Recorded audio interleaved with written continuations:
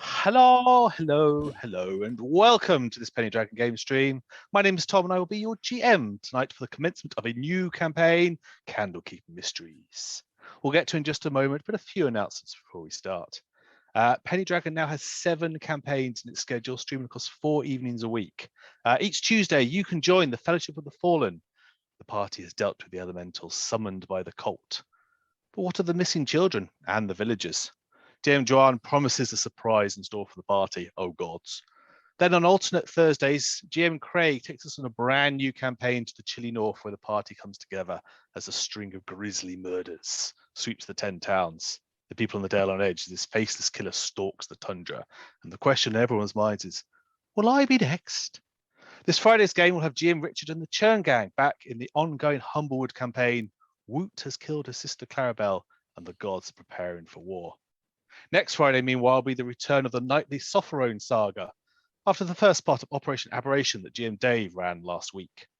This Sunday, the Cloaks of Mindhem, run by GM Ben, remain on hiatus, sadly, through to next Sunday. So we need to wait to the 17th to see how, or perhaps if, they survive the Brigade's stronghold.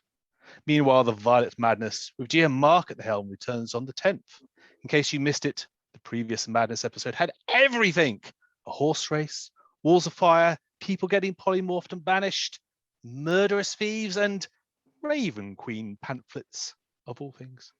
For all campaigns and all the various one-shots, VODs are available immediately on the Twitch channel for subscribers, and are would normally be available on the Penny Dragon YouTube channel within 48 hours, allowing the opportunity to catch up on any episodes you may have missed, or indeed wish to see again, Shadina shippers, we see you for that.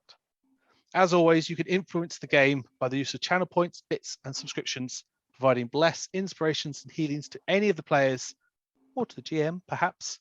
Details are in the information down below. Scroll down. Quickly, a plug for Penny Dragon merchandise. Follow the bot in chat for the link to the Stream Elements page, where you can get t-shirts, stickers, mugs, and more showcasing art from the various artists who contribute to Penny Dragon games. Thank you all so much. You all do amazing work. To keep up with Penny Dragon games, go to our various socials and join the conversation at the Discord.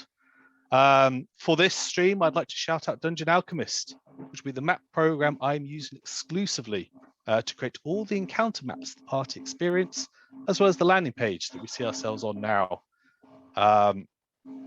Thanks as well go to Tabletop Audio for the music available directly within Roll20, and to the various creators of Candlekeep Mysteries for Wizards of the Coast. Normally we'd meet the players at this point, but beginning tonight, let us set the scene.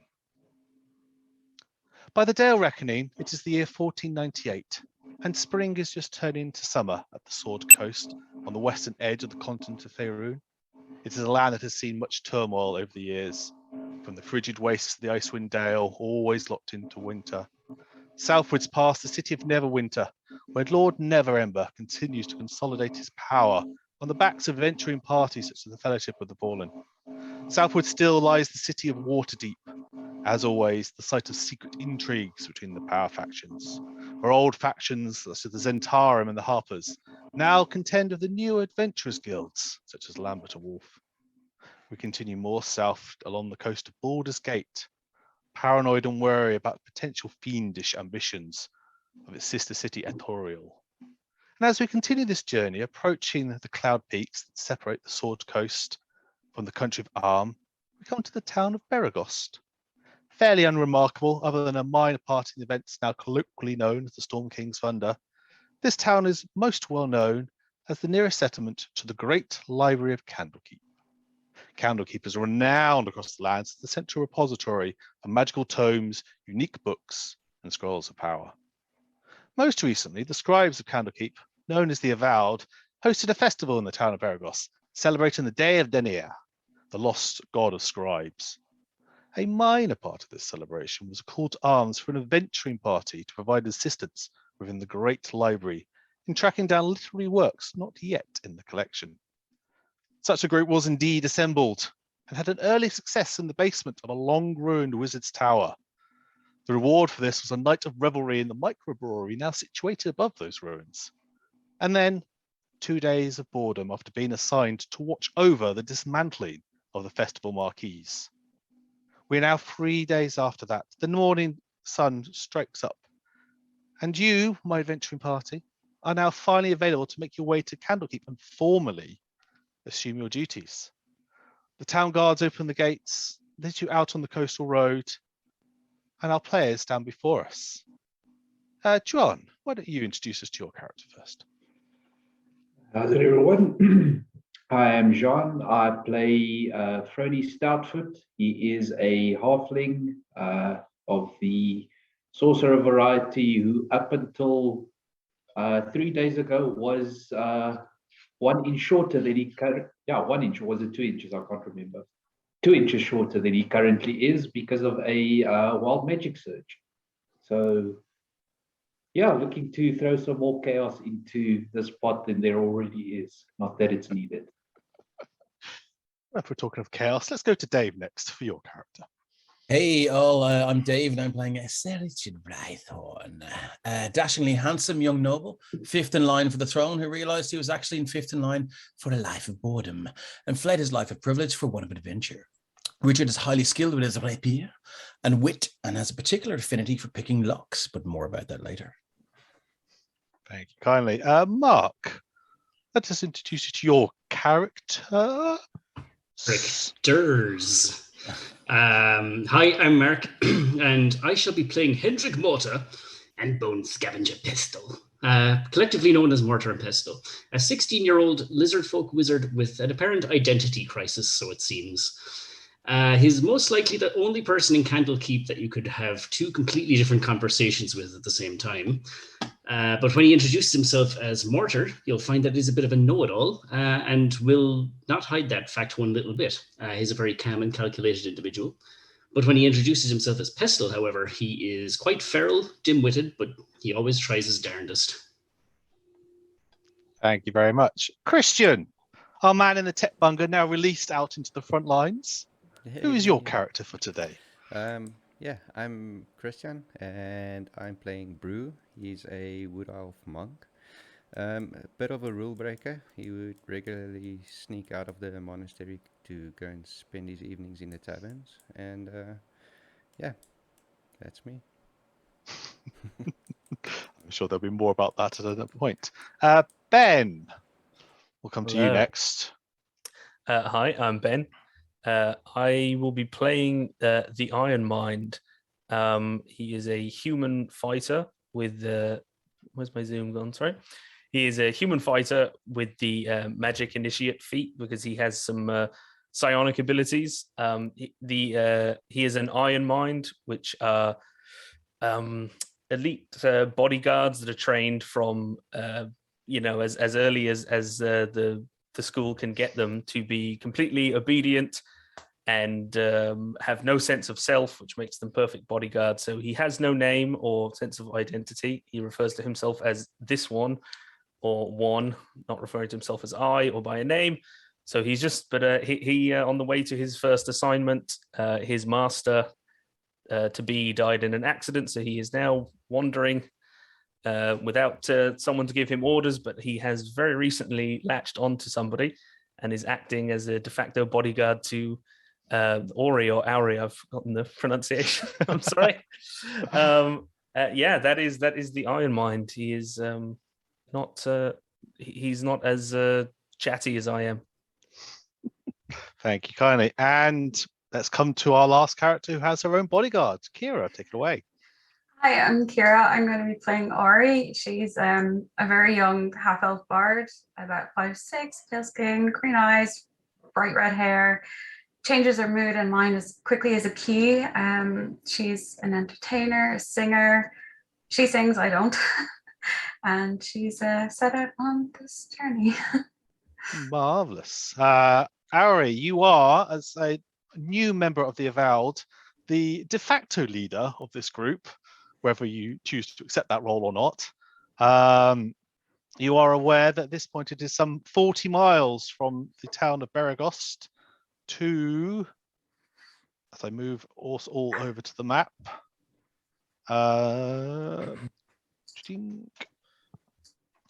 if we scroll down to the bottom for those who don't see it, you see Beregost is there. It is some 40 miles up the coastway and then onto the road known as the Path of the Lion that takes you to the peninsula where Candlekeep can be found. Is there anything my travelling party wish to do as they leave Beregost? Or is just the plan to get on your way as soon as possible?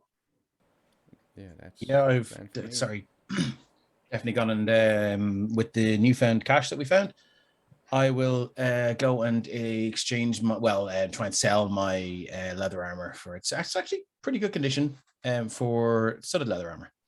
That's fine. that- There are enough shops in Beregost that would take on that on, so you can make those updates. Trying it on, it's a bit kind of bit tight and Squeaks a bit round here and there. Yeah, but he's getting used to it. He That's still great. has his white, very fine noble's cloak that is a little bit threadbare, but he still thinks it looks great. Yeah, the Now- bear stains aren't too visible. That's fine. No. Now we're screwed. We've got a squeaky grog. It'll be fine. I'll do a few press ups, as it were. As you squeak your way out of Beregost, headed north onto the thing. The weather today is not too bad. A little overcast, but patches of sun around here. As you head north on the way, you can see mostly around you is farmland, or rather patches of farms, and then most of it being scrubland. You head half the day up. There doesn't appear to be a lot of traffic. Whether people are still nursing hangovers from the recent festival and may not want to travel too much. The turn off onto the Lion's Way is fairly clear, fairly obvious to see, and you turn your way onto that. Who is helming this expedition this day? With my No, survival skill, not a chance. Probably not the squishy wizard. The Iron Mind does not have great wisdom and thus not great survival skills, but if he's plonked at the front of the marching order, he will. His natural state is being plonked, in front of somebody as a meat shield. Fair enough. Iron Mind then. Give me a survival check to see Oh, how. God. Just as a general watch. I tried to put, I was like, that's what he would do, but I did my best to undersell it and try. That and was get good someone to volunteering. I intervene. was very marvelous. That is a 10. He's Mighty more 10. of a house guard. No, more of a diplomat's bodyguard. As you're looking round, yep, there's definitely no walls. There's no walls. Assassins can hide behind. This is all good. We like this. As you head The along, way this looks line- clear. The way does look clear. You can see there's little patches of trees here and there, clumps of little bits of nature sticking out from, again, the mostly scrubland. You're leaving the farms behind you. You enter one such of these. Let's see what everyone's passive stealth is. None of you said otherwise. Stealth. Passive stealth. Passive Passive stealth stealth. would be Oh, no, that was a- a thing. Is that a thing? Awesome. Oh yes. Yeah. I mean, it's And How do you calculate that? most of you are pretty good on your passive stealths. Yeah, any of the passives would be 10 10 plus modifier. with whatever the wow, modifier. okay, good to know. Oh, and if you have disadvantage, is it Cool. minus and plus 5 to Yeah. passives? In which okay, so I've got minus. Okay, Yeah. so Learning- I learning believe that tonight. makes the Iron Mind's passive stealth. Is that a 4, Tom? That is Would 4. Would that be his for the Iron passive Mind. stealth? Am More I the calculating that the iron correctly? foot than the iron mind. But anyway, Yeah. So the rest of you are fairly ghosting along this course of forest. Dunk, dunk, dunk, dunk. The Iron Man is basically the Tin Man walking through this thing, possibly humming to himself. Who knows? Thus, when you come to the open clearing ahead of you, which I've not put your tokens at the bottom, which is remiss of me. So let me grab that now. You are headed through this small clump of things, and you are all rather surprised. I'm throwing you on randomly. You may need to sort out your order. Oh, I can't see nothing. Uh. I can see I can see Bruce's hand. Oh, really? There should be night on this. It should not be night on this. That's interesting. I will deal that in 1 second. Irony and Sir Richard. This would be that map I didn't look at to make sure it was all fine. Dynamic lighting, daylight mode. There we go. Ding. There we are. So that should give you. So as you head to this thing, you suddenly look up from where you are, and you realize ahead of you, the road has narrowed, and a farm cart has been placed across it. You see a number of your guests would be farmhands on the way, but a couple of them have pitchforks, and they're all staring you down, and you can see one off to the side attempting to hide, failing even more worse than the Iron Mine managed, and they have a longbow to hand. And the gentleman in the cart is, excuse me, sirs, if you'd be so kind, this would be a toll booth, and we'd be requesting some money from you to pass. Under whose authority is that? They look around. Under mine, sir, on account of I'm manning the toll booth. I'm not aware of any toll booths on this road. I was not informed of any. It's a new thing, see? It's just been set up in the last day or so. Need to get it up and running. We need a total from you of... Could someone roll me a D12? Not me. I'll try. Good luck. Alrighty. You don't have to roll it twice, by the way. There's a 2. We're Two's looking good. for a total from you all of 22 gold. To buy, please. You see a couple of guys behind them going, So, that's what I said. I said 22. I'm going with that now. Do you have any official documentation that allows you to take the taxes from the people passing by here? There's a very kind of like, one moment, sir. And there's this hurried conversation. I don't have one. We've decided on account of we're here manning the booth that should be official enough for ye. So you could spread the 22 between you all. We're not expecting from one person. That'd be a bit mean, we think. at that point, Frony will step up and say, but didn't you hear about the special delegation coming through? What special delegation of that? I had nothing on that. You're very small. I'm tall, thank you. Can I try and stealth in here? Sorry, Sean. Roll for stealth. Yeah. Yeah, I'm trying to cause a distraction. Yeah. And I'm just going to, point at Auri and say, my lady here needs to make her way to Candlekeep. She has important business there. Aye. Kira, is Auri wearing her avowed robes at this point, or is she just in leather armor? No, she would be because In the robes. Yeah, because she finds she got them. You'll notice one of the ones that's like, yeah, Hodgkins, that's one of the avowed. We can. I see your man wandering off into the bush there. I don't know if he's relieving himself or some such. He's quite. Never mind him. He'll just So make you can be moving off the road if you want, Sir Richard, but they are aware that where you are at this point. he'll just make noises like he's having a wee. Essentially, you've just found a muddy puddle and you're splashing your way through it right at this moment. One of the avowed. We can do you a discount. See, that works for you. Auri, you are aware there is no such toll booth on this road. Yeah, I'm afraid that's just not going to work at all for us. So step aside. We're just looking for a bit of money, really. Step aside. Yes, but we don't even have any gold on us. That's a lie. You have 40 gold on you. Shut up. We don't have any gold. Kira, can you make me a persuasion check? A DC's gone up ever so slightly thanks to Pestle. I knew Mark's character was going to screw us over at one point. I didn't expect it so early. Yeah. Sadly, more than one of them heard Pestle's comments. They said they had how much? How much? If we were going to need to insist, it's the Lord's new thing to look after the land for the farmers what work on it. See?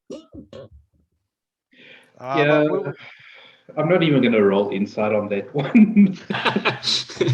No, it's quite clear. All your passive insights are enough to say this guy is trying to fob you off. Laura's Yeah. new thing. Iron Mind is gonna bend. He's about 6'3". He'll bend. I'm not quite sure how tall Auri is, or just kind of bend down and to say and raise his hand, sort of looking for permission to speak. You can speak, my man. That's fine. I allow you. As he waves his pitchfork at you. By all means, Looks at- you go with him. Says, well, it seems that there are two ways to proceed. I have a little need of this gold. I could pay the price that they are asking if you would like to handle this peacefully. It appears they might be disingenuous, or I could unsheath my halberd and we could deal with this more violently. But with your permission, I can clear the road. Should I turn around and ask everyone what they kind of want to do, or? What's that man say? I didn't quite hear what he's saying. Run the halberd off his back. What? I think we need to deal with these people. There's no need for them to be like this. They need to be taken care of. Let's go. Richard well. has his hand crossbow out ready to go. Whoosh, halberd. Oh, Forward. now see his here, long you seem axe. to be taking your weapon out there. That's not kind of. You appear to be robbing us. I know robbing's a harsh word. It's applying tolls on the road. What we required for our livelihood, see, sir. There's just a hint of nervousness about this fellow at the moment. Is anyone making a move forward? Iron Mind will take a step forward. What, a 5 foot. I will shoot a crossbow bolt to land in like against the wood. Kind of thing. And I draw as well and step forward. As that happens, I'm going to conjure Mage Hand with a single gold coin in it and drift it over to Mr. Mouthy on the wagon and say to him, "That's all you're getting. You better leave." Hearing that, Iron Mind is going to cast message, and then Whisper is going to speak into the leader's mind and would say, "A gold piece or your life. I think you'll be the richer for the gold." Don't pay them anything, they're riffraff. Don't pay anything. And the gem, the purple gem embedded in Iron Mind's forehead glows ever so slightly when he Just picture with that nat one and still Sir Richard is just peering behind some leaves going, "Don't give him that."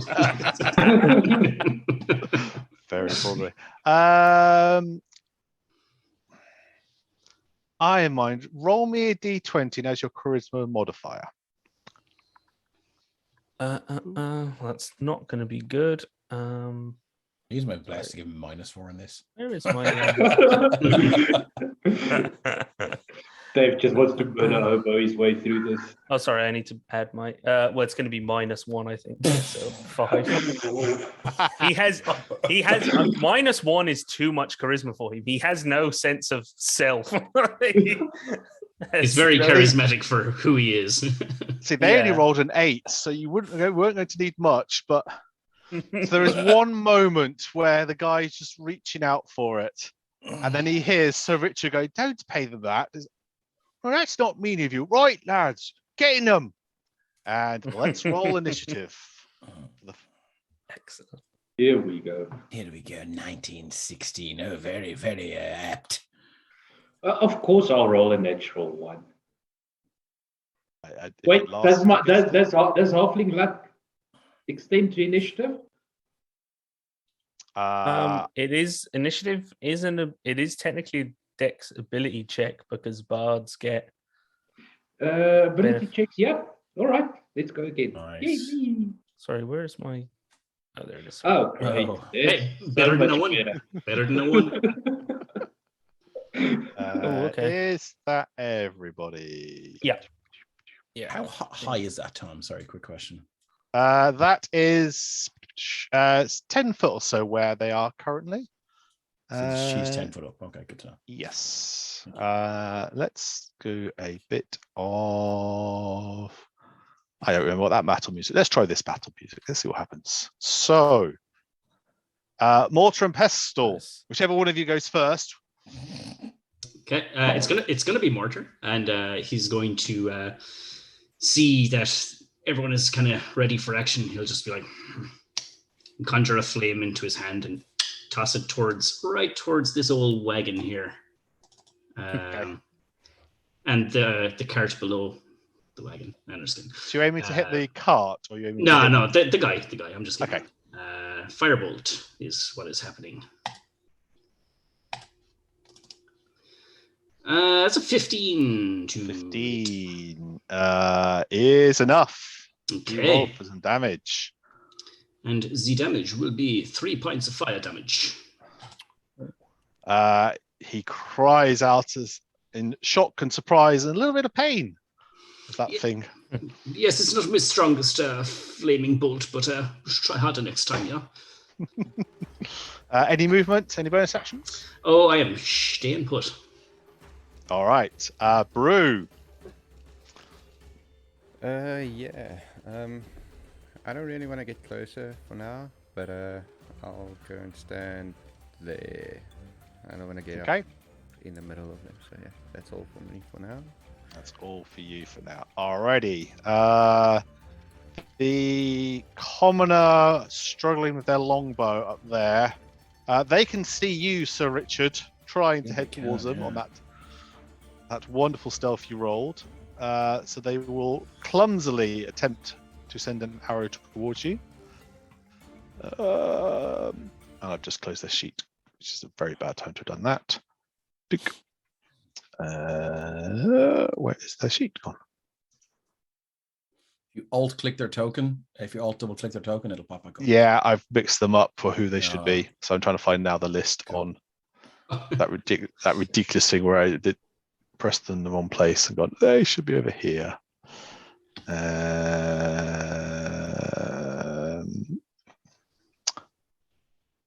Oh, there we go. That's the one I want. Ba-dick.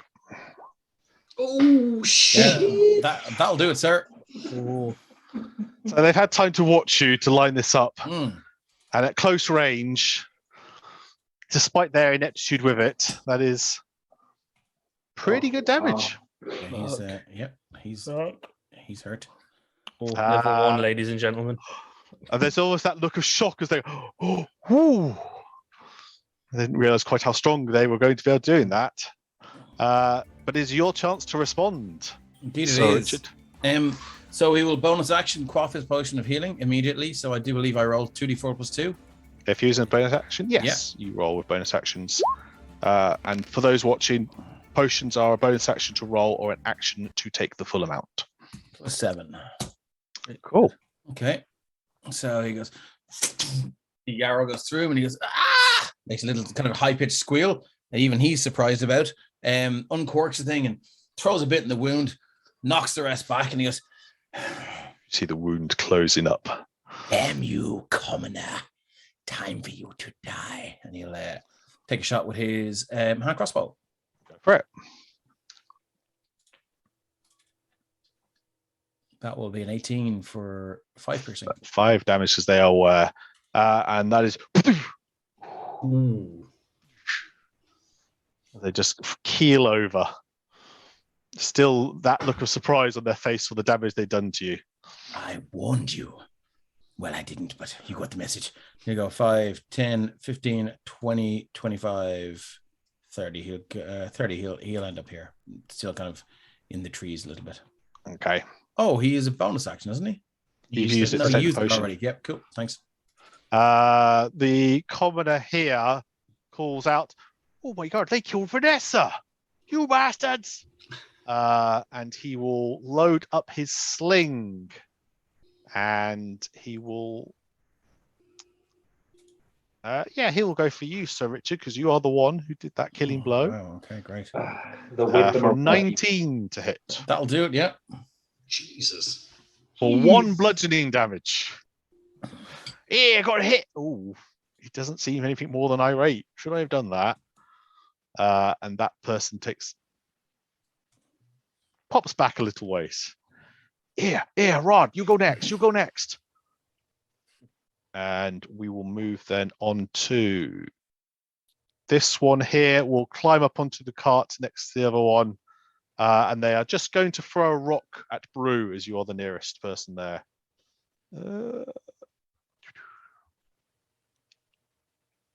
That does an 18 hit.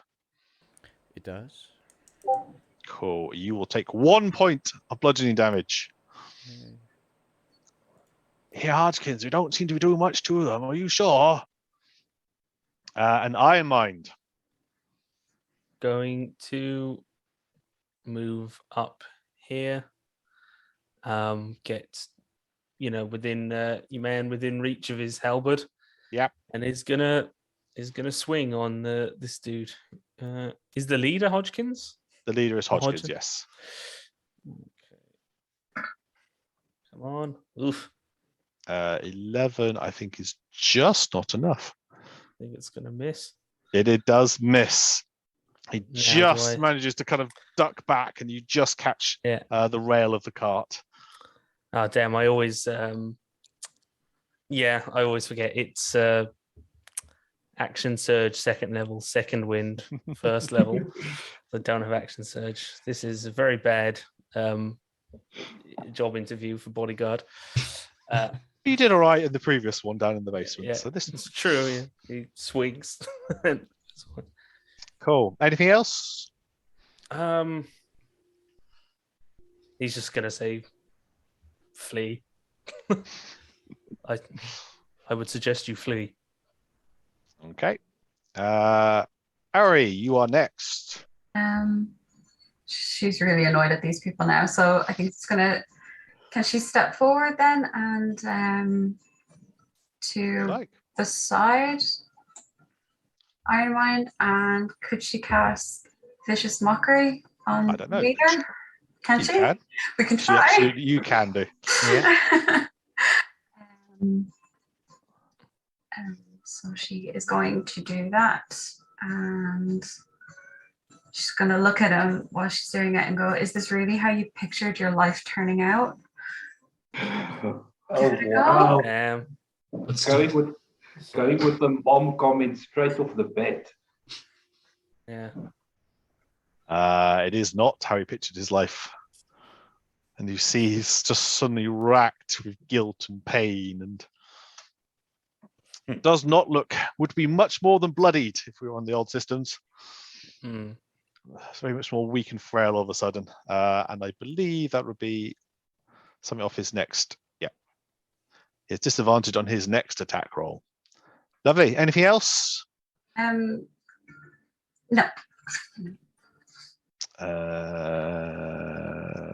Why is Sir Richard on this order twice?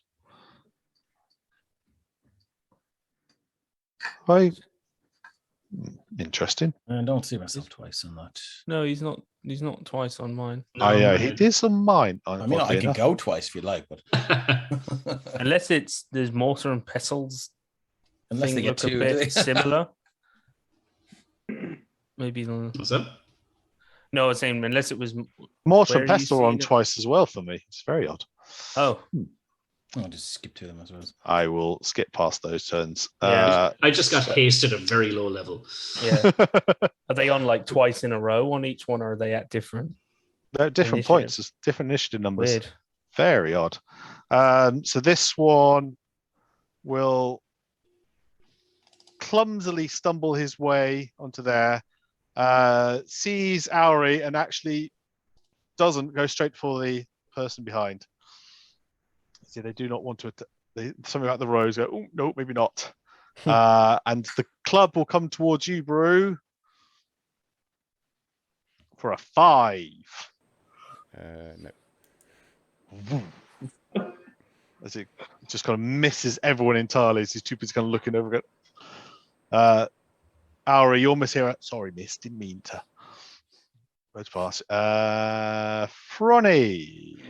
All right. So I am firstly going to run to about there, just to put some distance between me and everyone. Okay. And then just because Fireball. just in case fireball happens. And then because you've grouped them up so nicely, let's go with a chaos bolt. So pulling out one of the playing cards out of the pocket and flicking it at Mr. Mouthy over there. 18 to hit. 18 will definitely hit. All right, let's see what we get. So that will be, it's a 5 or a 1. So that'll be, let's do acid. So mid-flight, it just turns into a glob of greenish goo that hits him smack in the center of the chest. Ooh, how do you dispatch poor Hodgkins? Is he wearing any armor? He's wearing he was wearing leather armor. I suspect in a minute he won't be. Yeah, so it burns right through the leather armor, let's say about a 2-inch hole into the chest. And as he falls back, the mage hand that I'm still concentrating on, by the way, just going to drop the gold coin. I like it. Do me your, we're doing surges, aren't we? So if you do your roll for slotted spell, could you also do me, do an intimidation check? Alrighty, let's just do the wild magic first. I'm fine. You're fine. And where is my intimidation? There's my intimidation. 11. Okay. Let's just do a quick bit of whoop for those. Okay. They all look pretty shaken, but they seem to be, their nerve is holding for now. Anything else? No, that'll be it for my turn. Randomly, Iron Mind has gone to do certain things. Cool. Skip that because that's up there. He dead, so he can't do it. Sorry, I was trying to change the settings on something. I didn't realize it was rolling it. Right. So this one here, a little bit angry. He has a pitchfork and he will charge towards Iron Mind. We've got a pitchfork. I know how to use it. Along those lines. I'm rolling on club, but that is actually a pitchfork. Does an 11 hit? No, 16. It's pretty much, you see him coming from a mile away. You just put the helmet in and catch the ting. And he kind of comes to a sudden halt. This one here will, they pull out their sling and they will also have a go at you, Iron Mind. For a 4.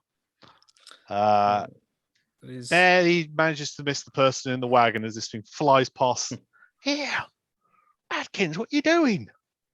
And this one will.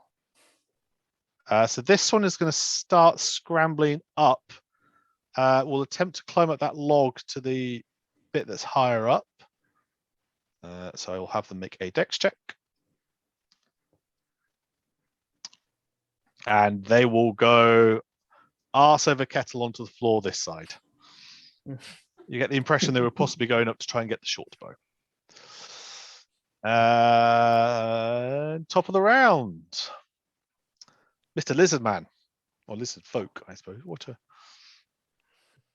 Now is how they say is to go big or to go home. I'm going to cast the guiding bolt, which I learned in the School of Quandrix, and I'm going to cast it by my good friend Iron Mind. Yep. Okay. I think 21 just hits. Yeah, so send out a shot of bright light for 11 damage. You can describe how this one is dealt with. So yeah, this bright kind of pinkish, yellowish kind of light just hits this guy's or girl or gal or whatever straight in the chest, and they just kind of just like look down, and as they do, they just disintegrate and evaporate into nothingness. And I'm going to use my bonus action, like a dog chasing a frisbee, just the tongue out of the mouth, just going to race up to here, look at this one dead in the eye, and go, hi.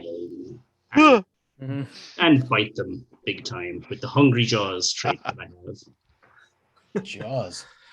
So as everyone else is just looking towards just this pitchfork left caught on that between the halberd and with the hand impressions burnt into the shaft of it.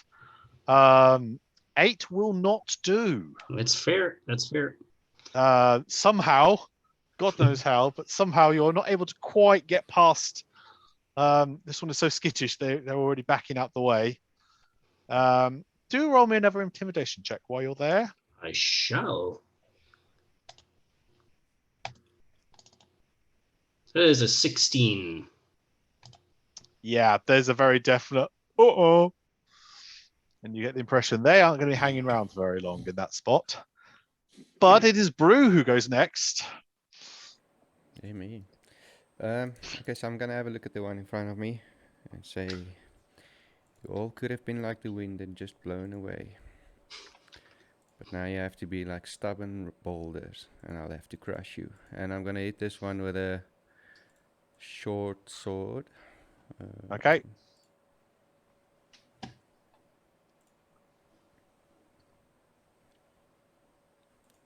$20 for 6.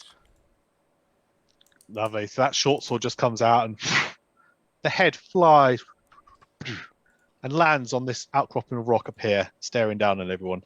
The body takes that extra second just to stand there, and then it turns and collapses. And then I'll move up to here.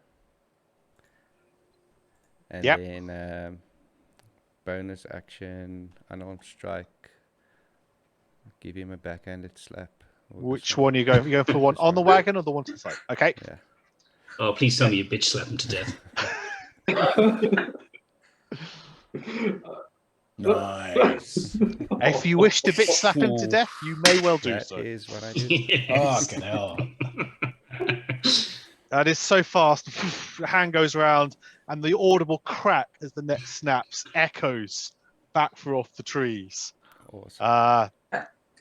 You get the impression at this point that the other people here have kind of gone, you know what? I have some other place to be, like another country over.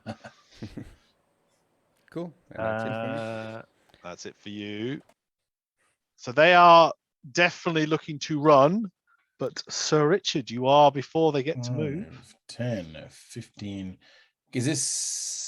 Sorry, I was there. You can climb that. It's 10 foot, but you can... No, so that's up, is it? It's that's not up, yes. I So can't the squeeze around rock the is side of that. up. Okay, so Yeah. 5, 10, 15, 15 will do. And this person's engaged with one of my allies, so I can sneak attack if I hit. So I'll go with the hand crossbow. It's an 11. 11 will do. That's 7 sneak. Sorry, That 7. is 7 more than enough damage Clunk. to send them cartwheeling off the cart. If I move Splat to into it. here, Yeah, it's an action to use a skill, isn't it? depends what you're trying to do. Trying to generally. intimidate them into not fleeing. Like, stand your ground and receive your punishment. Okay. You will be An brought to the nearest anti-intimidation authorities. Yeah, but again, that's why I'm asking, because I think it would be an action to do that. I think I know. I'm gonna let you roll intimidation for that. I think you can do that off the back of what's going on here. Okay, cool. Intimidation. I agree with you. Yes, for the most part, it would be an action. That's a 4. Okay. His voice breaks him. Stand your ground. Problem is, as far as they're concerned, you went off to you went to the toilet break, and then you've come back and you've got muddy boots, and it's just. Hope that's mud. Yeah. Me too. Well, This is brand new armor. and also they kind of really don't want to be here anymore. So you see this one just turns and just books it. They're just gone. Just out the way, absolutely not hanging around at all. They're dead. Iron Mind. You let them think. So at the minute, you have one running away and one is prone on the floor here, but looks like they're going to try to scramble away very shortly. Iron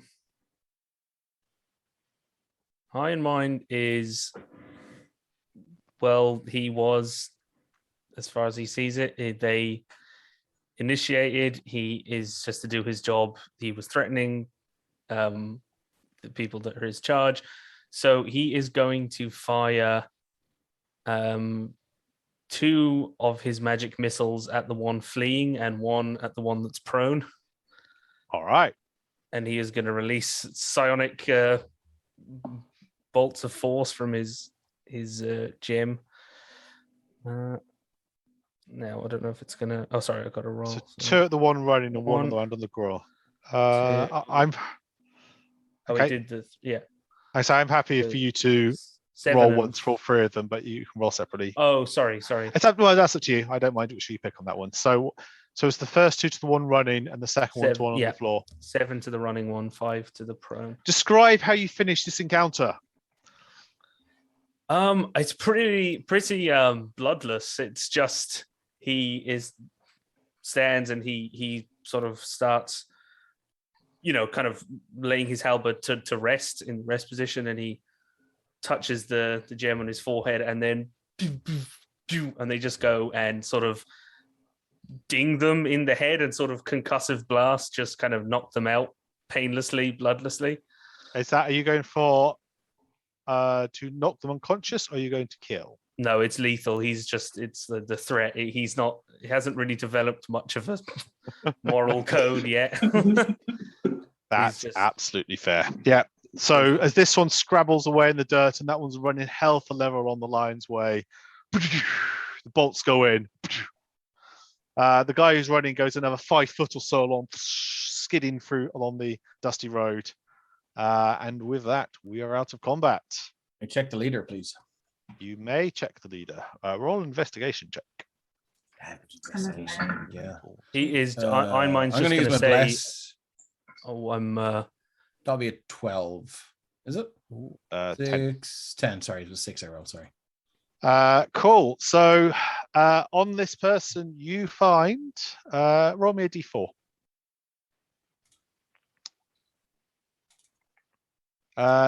So they had leather armor. It's a bit melted now, sadly.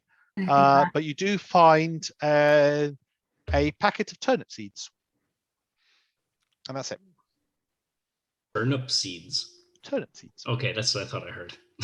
this one apologizes if they, the assailants were fleeing. This one did not think that you would be able to catch them.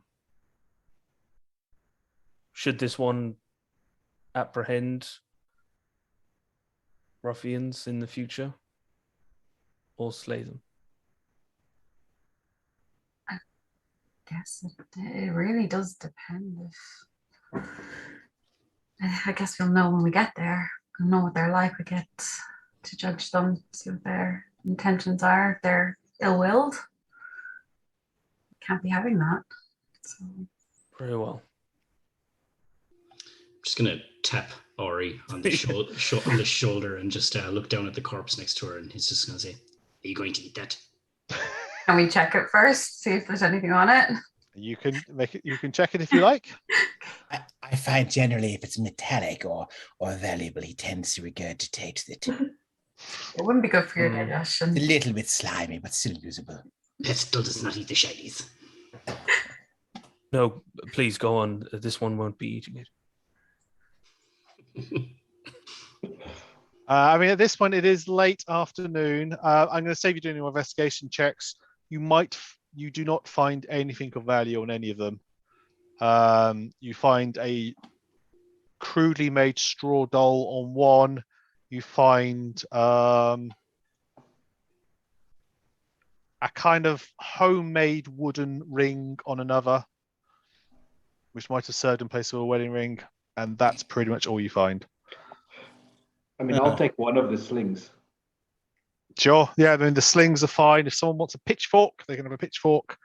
The clubs and cudgels you see are all working tools that have had the heads removed. So they were things like axes and mattocks that are just the shaft where someone has basically taken Tom, a tool. how good are? I mean, I know obviously they're part of the map, but are those tents there? Were they camping? They are tents. There are tents there. They're usable. Are they obviously single person? They are. You get two people in who are very cozy. They are essentially canvas straight over woods. They're not enclosed tents. They are more just to stop the rain hitting. I mean, you could not exactly portable, or I mean, anytime you could find branches, you could use the canvas to do something else. They would fold down. Okay, the only thing of any kind of real value disassembling here them. would actually be the cart, which is a fairly decent cart. Has obviously seen some use. Judging by the clothes are more threadbare than Sir Richard's, in fact. So, Have you know, I resemble that remark. yeah, they are, to all intents and counts, these are very poor people.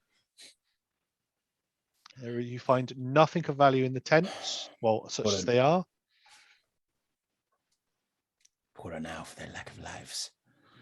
Iron Mine starts gathering up the bodies very methodically and weirdly gently, and sort of moving them to the side of the road under the shade of a tree. Is just sort of moving them like off the road and out of the way, and taking the canvas. And he says, does this one need to bury them? Yeah, not quite yet. I'm still working on them.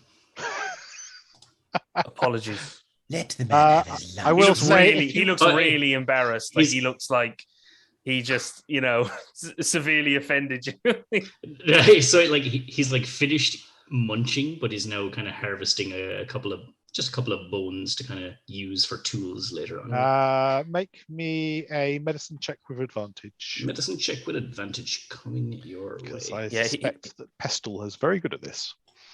Also, Iron Mind will help with the heavy axe if he needs to. Roll me a d6, please. A d6. Pestle?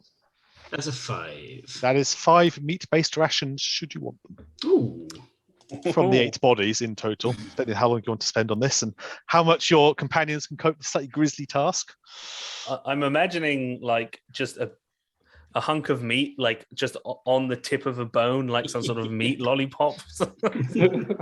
Yeah. Yeah, you're not entirely certain where. It's okay.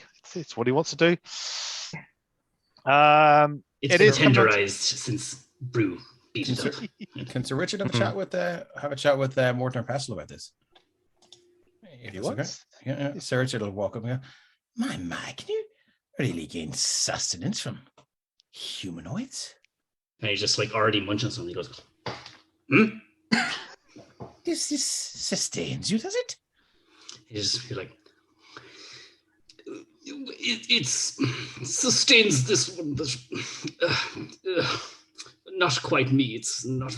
Do both of you like it? No. This is quite disgusting, Principality.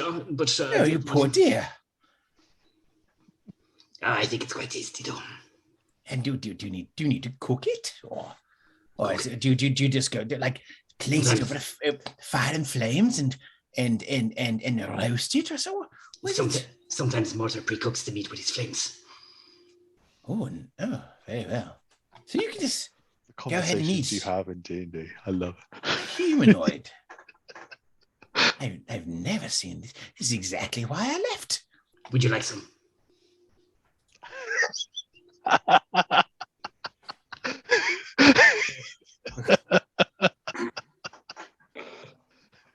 As he's like holding up like rancid, or not rancid meat, but like blood dripping meat just dripping out from in between his fingers. And you can see Sir Richard is like, and he's already said, this is exactly why I left, to learn things about the outside world and find adventure and fuck it, why not?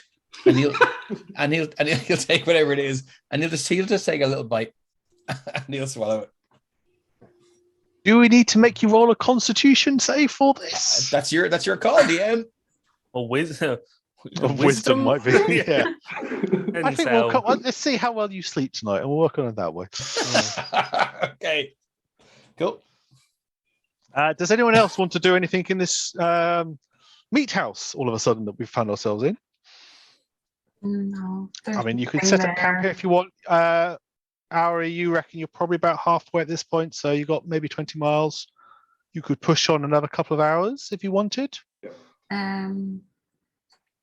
I'll consult with everyone and kind of how their energy levels are after that, and see if they can go on or. I mean, if our brave Sir Richard keeps jumping in front of short bow shots, I'm more than willing to keep going. But I must say that one hurt. I will say that short bow is available if you want it. It is functional. If anyone wants to take it. Just keep it away from me, please. If anyone does, let me know, and I will let you roll for how many arrows are left. I'll take it, I think. This one is fine to cool. proceed. Brew, roll me a d8.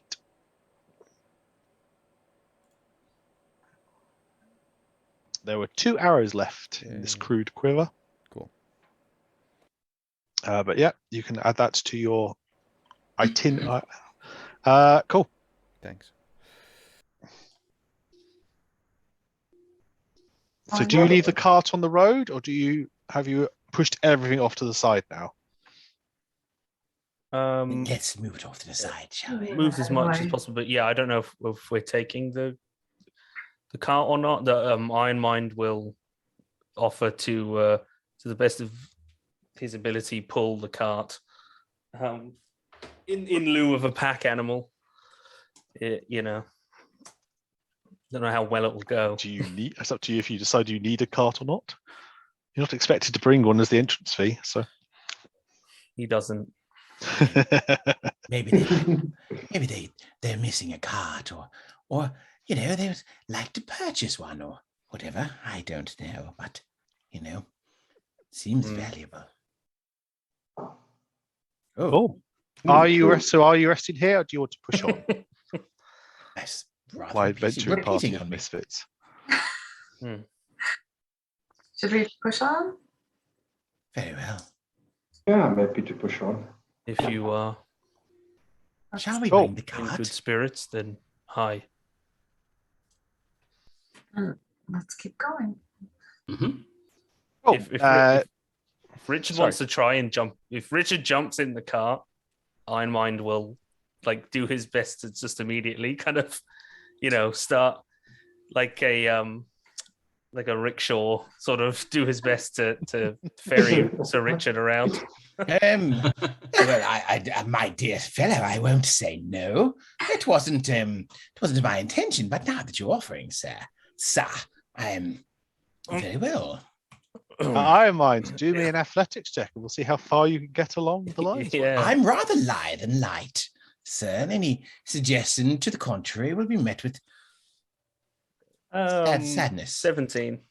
It's not too bad. Once you get the cart up and running, the road is actually pretty well. You can see it's actually been fairly well designed for carts to travel along this distance. Wizards liking food to arrive at their door and all sorts of stuff. So yeah, you can certainly go a couple of hours travel. Beyond that, you wouldn't be able to do a full day necessarily, I don't think so. even with the slightly gaunt Sir Richard in the back. But you get a couple of hours on, the sun starts to dip down. You find another clump of trees, which you are able to rest at. Going forward for watches, we want to do watches? I'm happy to do my share, as it were. Absolutely, yeah. I'll do one. You might not be much good at it, but he's decidedly average the watching part. So of I'm being happy enough to bodyguard. do 3 watches in pairs to get you through, or you can. 3 watches. I'll take one with mortar and pestle, if that's all right. I can do the watch, yeah. Yeah, we know why you're late midnight snacks. Hey, y'all got any more of that human meat? Midnight picnic party. Pestle's got the good shit. I swear, Richard, if I wake up and you're chewing on my big toe, I'm going to. He's got the long pig hookup. Chewing on your big toe, and you look down, the other 4 are gone. There isn't much eating in halflings. They're okay. Mm-hmm. On a diet, as it were, it doesn't matter. Yeah. I make a note of where I need to take this campaign to look at next. Okay, that's fine. Anyway, if you can remember who, as deranged Rhino Assistant chat, this is how vampirism starts. Mm-hmm. Yay! Yeah. Cool. I will save you doing the rolls tonight. Nothing disturbs your slumber. If you wanted to roll to see if you stayed awake, that on your thing, that is up to you. But essentially, nothing will disturb you this evening. Okay. The Constitution save, is it, or? Not for Pestle, but yes for Sir Richard. Yeah, so Sir Richard would be like sort of, he's an upset stomach, and this is repeating on him, and he's sort of turning to Mortar and Pestle.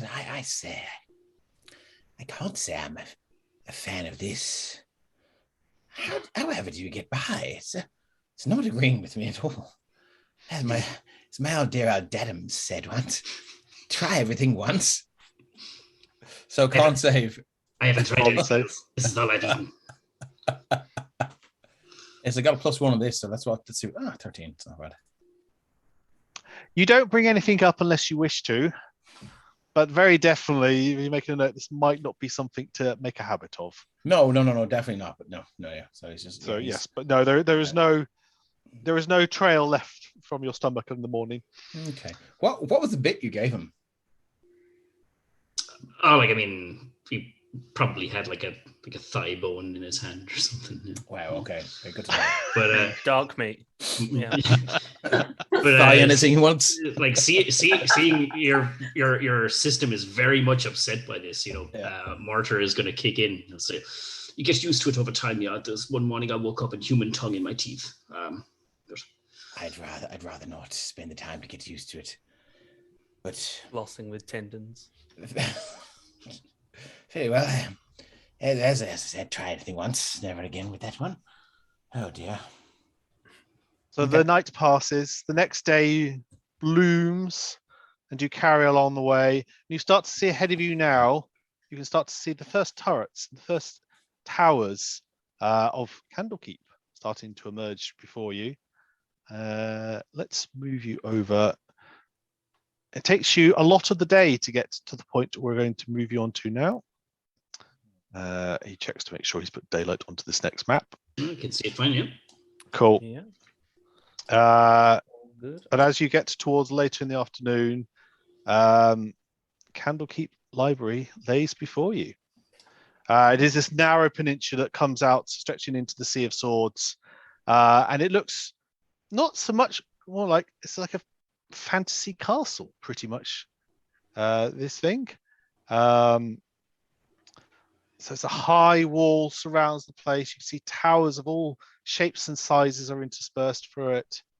To those of you who have seen such things, it looks like a cake decorated with an overabundance of candles. As you approach the door at the front, you can see the gates here stand 15 feet tall. They are wrought of a black metal. Both are emblazoned with the sigil of Candlekeep. One door gate only is open just enough for you all to enter by single file, maybe just enough for your cart if you brought it with you. And you see there are 5 priests in purple vestments and with the symbol of Denier, the god of writing, who have been watching you for some time as you approach. They recognize you, Ari, as you come near, but ask that you hold, and they seek entrance. And you need the entrance fee from one of you for your party. And as you're all aware, a unique literary work, is required to gain access to Candlekeep. Yes, so I can hand them the. Yours is already paid, so Oh. you don't need to do this one, but someone else in the party does. I believe there's a book in my possession I can hand over. If you'd like to pass that over, sir, we shall check it and see if there's a unique work that we can add to the collection. So he'll like reach into his belongings and pull out this this book that is more just kind of loose scraps of paper that is kind of held together by the spine is mainly bits of string, like a broken metal coil and all this kind of different stuff. But on the cover is like the neatest calligraphy you've ever seen in your life. But it's titled "Warm-Hearted Wizard to Cold-Blooded Lizard: Lamentations of Magical Experiments Gone Awry and What to Learn from Them," by Hendrik Mortar and Bone Scavenger Pestle.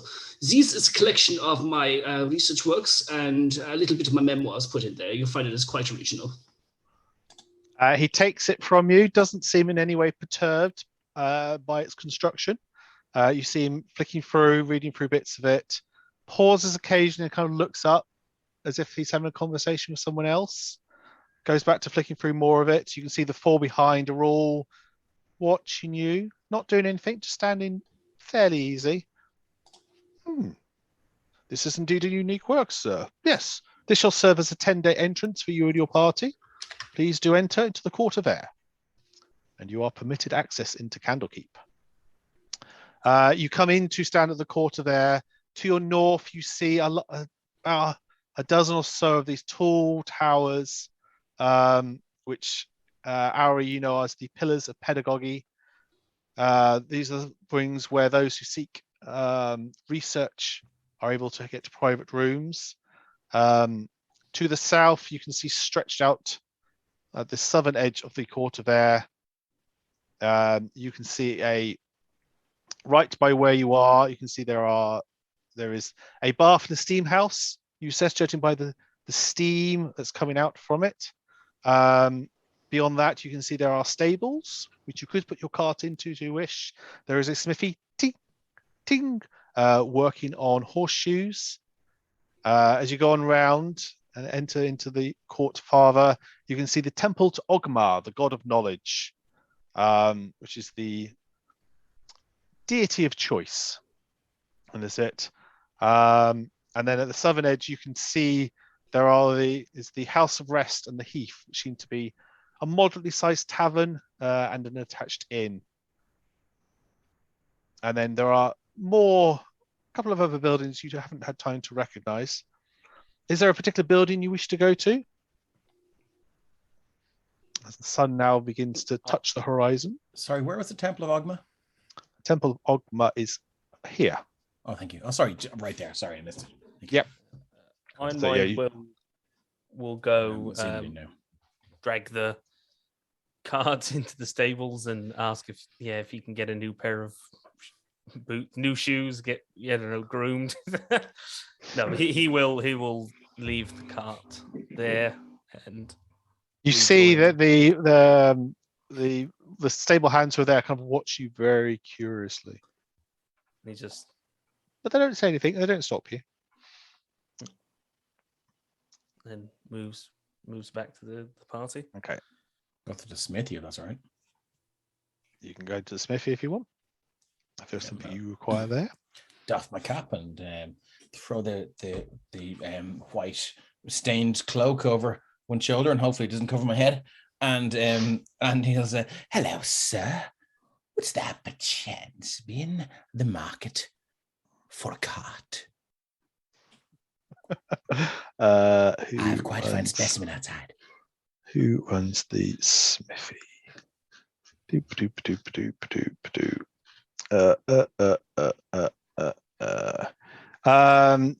the dwarf who runs this looks up. A cart, you say? I see that put the cart before the horse. What's your name, sir? Mine's Sir Richard Brythorn. Sir Richard, a pleasure. I am Caril Hammerbite. Nice to meet you, Caril Hammerbite. A cart? No horses? No mounts?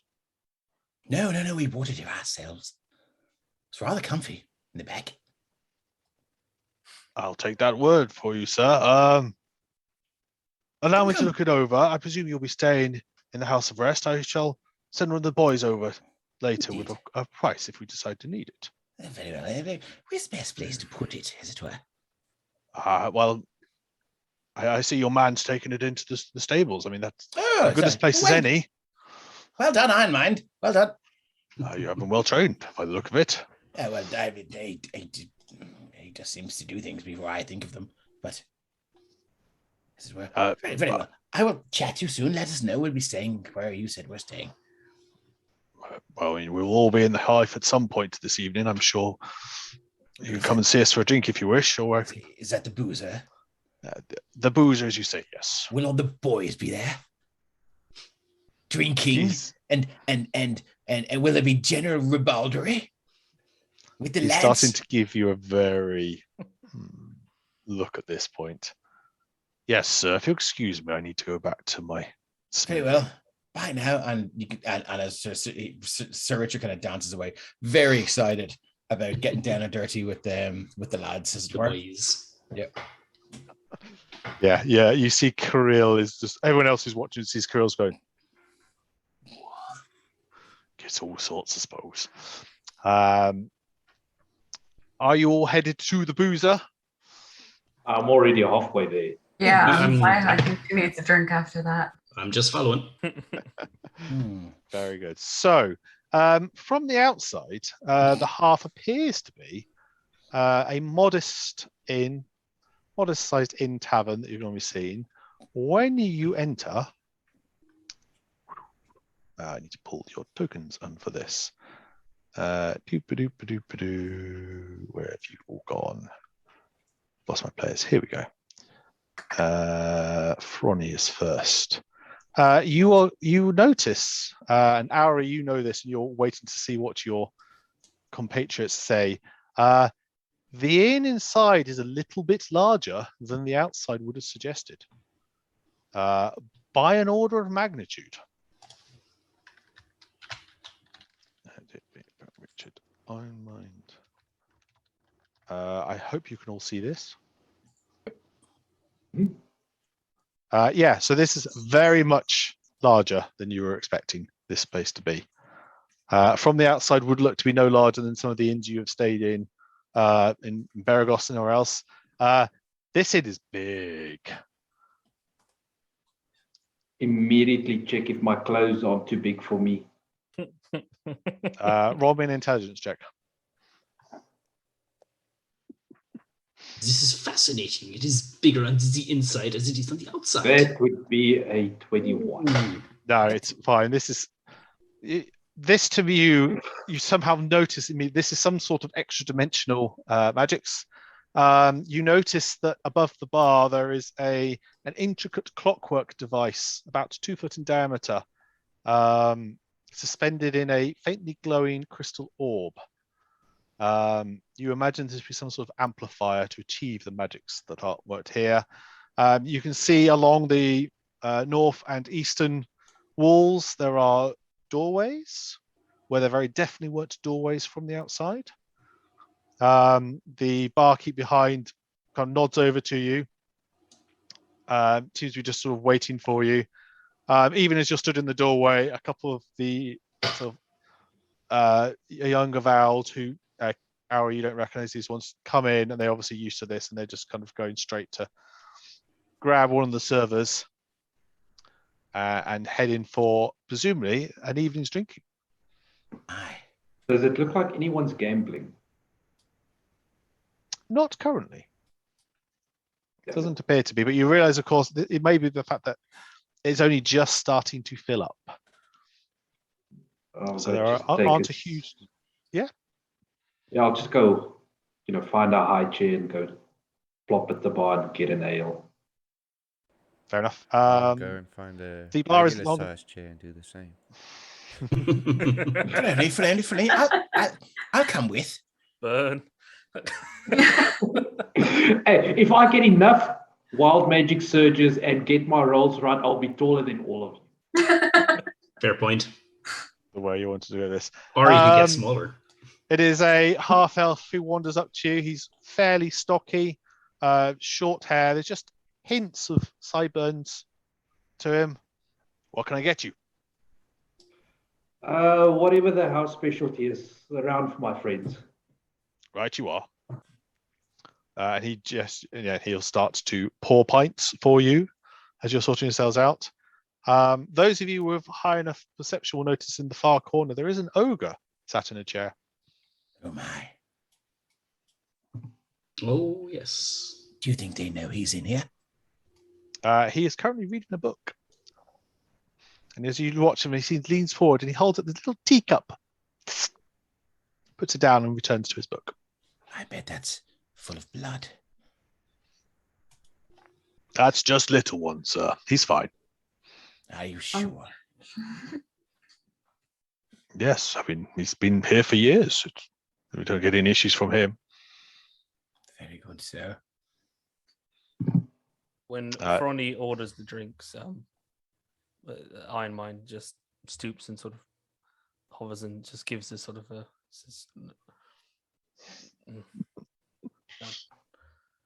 No, thank you. More for me. Can I get you something non-alcoholic then? You are asked, Iron Mind? No, I don't drink any. Just only water that I have procured myself. They nod. And I mean no not- offense to you. That's all. It could be poisoned. Definitely not poisoned. Richard. The readers would never let us get away with it.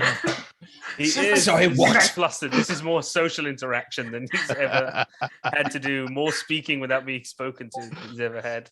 Did you sell us poisoned ale, my friend? Hi, Iron Mind. What do you know about this place? This one was not accusing. It just seems reckless for one to. Though all of these people appear to be. Never mind. Apologies. As you gonna finish that? Well, if you don't want it. What's the barman's name again? I didn't give you the bomb's name. Okay, sorry. So Good, sir. What's your name, sir? His name is Toril. Toriel, sir. What time do the lads get in? When does it? I mean, When does a general ruckus and revoltery happen? You know, the great press, the conglomeration of he leans in adventuring parties very close and so on. He goes, what age are you? Let me check what age he is. He's so good he's not able to drink. 2022. I am 22 years of age, sir. Last Wednesday. Whatever the days are here. Roll me a persuasion check. Okay. Okay. The drinking age of Candlekeep is 36. 1,000. No! Yeah. Here's my persuasion, sir. Bad time to be a youth. 18. Did I need to roll 21 for persuasion? You do in America. Yeah. Suggestion to the wise, sir. Yes. There's no ribaldry here. No. No, this is a place for drinking, not a Okay. place for entertainment. Good to know. And he leans back. As you are sat there and doing your drinks, you see more of the avowed walking in. You see various ages, races, genders are coming through. Looks like you kind of hit the point where, as you say, the lads have started to arrive. They seem to be a point where people are coming in. There's a few. Auri, you're going to recognize a couple of people who wave to you. You see Irony comes in. 18-year-old tiefling, red skin. And then most of you will recognize the figure who walks in later as a silver-scaled dragonborn enters, reading a book. And you all recognize this as Bookworm, who is the first reader of Candlekeep and the, I say, gentleman who employed you all. So he heads up to the bar, stands next to you, pays no attention as he orders a drink, and then is, oh, I say, it's you lot. Harry, a pleasure to meet you. You all made it then. Good, good. I was wondering where you had got to. Have you done the rounds and introduced them to the area, Harry? We have not just yet. We needed to come for a bit of a rest first. Bit of a drink. That sounds very reasonable. Relax. I like that way. And then come around. Toriel, this is the new squad. Did we have the room set up for them? Not yet. First reader, there are rooms available. We will get them set up in one of the mansions tonight, and we will sort out the rooms for them proper upon the morrow. We were expecting more notice, sir. Very good, very good. Yes, so there are rooms prepared for you, and obviously as part of your stipend, as your new job roles, this will be covered. I believe to the value of 1 gold while you're on site. Very and welcome to the team. I believe is the words for it. So make yourselves at home. I shall send one of the great readers tomorrow with your first assignment. Can I pull him aside? Do I even grab his sleeve or just grab his attention? Of bookworm or Yeah. for Bookworm. yes. What can I do for you? Sir, you said the new squad. Yes. Might I inquire what happened to the old squad? Oh no, it's just a turn of phrase. Oh boy. There's been no other squad that I'm aware of in my time. I shall take through the records and see when the last time we had a squad such as you. Do I believe him? Roll an insight check. I will. Where is it? I have +1 on this. Watch this. Watch this space. 8. You haven't had much experience with Dragonborn, so hard to read. Fair. Snout and scales and the slightly doddery old man that he presents to you. Yeah. Go. But yes, so the night is yours for now. If there's anything anyone would wish to do. I'm just keeping an eye out for anyone gambling. So Richard's interested in the bathhouse. You could head Keeping an across eye the- out. generally. I'd say at some point, Mortar would be interested in seeing what that ogre's all about. Yeah. But he'll approach him cautiously. So as you can head over. Let's do that bit next, and then we'll do the bathhouse. As you approach, make me an Arcana check. Ooh. Okay. That is a 19. Cool. So he's wearing, as you approach, he's wearing tailored clothes, which do look to be to his size. They're not the highest of quality, but they are very definitely made for an ogre, as opposed to it being rags he's pulled off anywhere else. You notice also there is a gold circlet around the thing that you will recognize as a headband of intellect. Ooh, okay. That he is wearing. And then he'll look up. Hello, you are new around here. We do not see many lizard folk. My name is Little One. It is a pleasure to meet you. Yeah, hello. My name is Mortar, and I'm Pistol. We just... Split personality. Splendid. Do you coexist habitually in this one body, or do you able to separate into 2 physical forms? Oh, that is quite the long story. I'm renting this body, so to speak. But enough about me. I was more interested about you. You seem to be quite engrossed in the book you have there. Yes, I'm rereading this one. It's called The Storm King's Thunder by Chris Fink. Have you had a chance? I don't believe I have. No. They're talking about what happened. Was it 10 years now ago, I believe? That incident with the giants and the shattering of the ordinary. Very exciting. The adventurers are just trying to find the giant king Hecaton at the minute. I like this bit. It's a good fight scene coming up.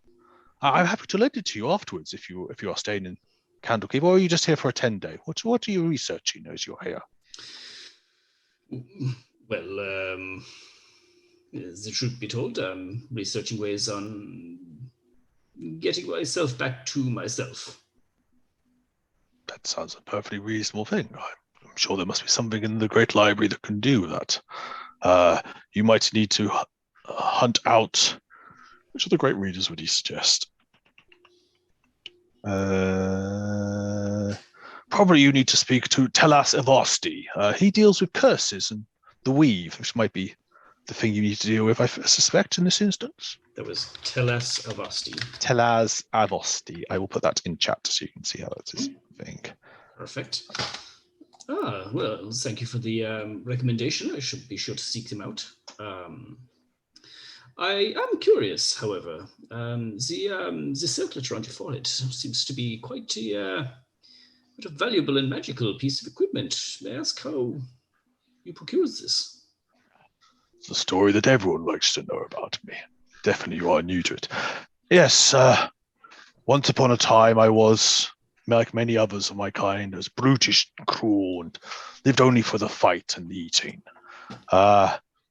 We killed a halfling as part of an entering band one day, and he had this lovely little necklace, this trinket, as I saw at the time, and I took it. I killed him and I took it. That was who I was. But it was the next morning I found, because it had been resting upon my head, it had grown in size. I was able to wear it. And I realized I had made a mistake while my thing was there. So I adopted the name Little One to honor that halfling who I killed. And I've come to Candlekeep to learn, to understand, to gain knowledge. I've been here for a number of years now. 7 or 8, I believe. There's always more to learn, I find. I can never find enough. So I thought the name you had was some sort of irony, but it is a remembrance, is it? It is indeed a remembrance. Yes, I can understand why you might think it was more of a pardon on, but no, it is a remembrance to the one who inadvertently put me on the correct course, I believe. I see. Well, this is quite the interesting tale. And you've been in Candlekeep ever since? I have to be said, the people, I have visited Beregost once or twice, and there is a natural reaction to when an ogre steps through the gates, and it takes a long time to explain. So it is easier for me to remain here for now until the outside world is more accommodating of, I'm sure you have had this before, of humanities. They want to be frightful of those they are not immediately recognizable to themselves. Yes, sometimes it's best to be among the learned who understand very quickly. I don't understand. I think that is all right. You don't need to. The gentleman who is renting you will explain this to you at some point. Renting is an interesting. He will carry on this way. So you are able to spend some time talking to the little one, should you wish. Yeah, I'll kick back and enjoy the banter. Yeah. So he is able just to click his fingers, and one of the servers will come across. He is drinking a tea, but he allows you to drink whatever you wish. I'll go for a tea as well. Sure.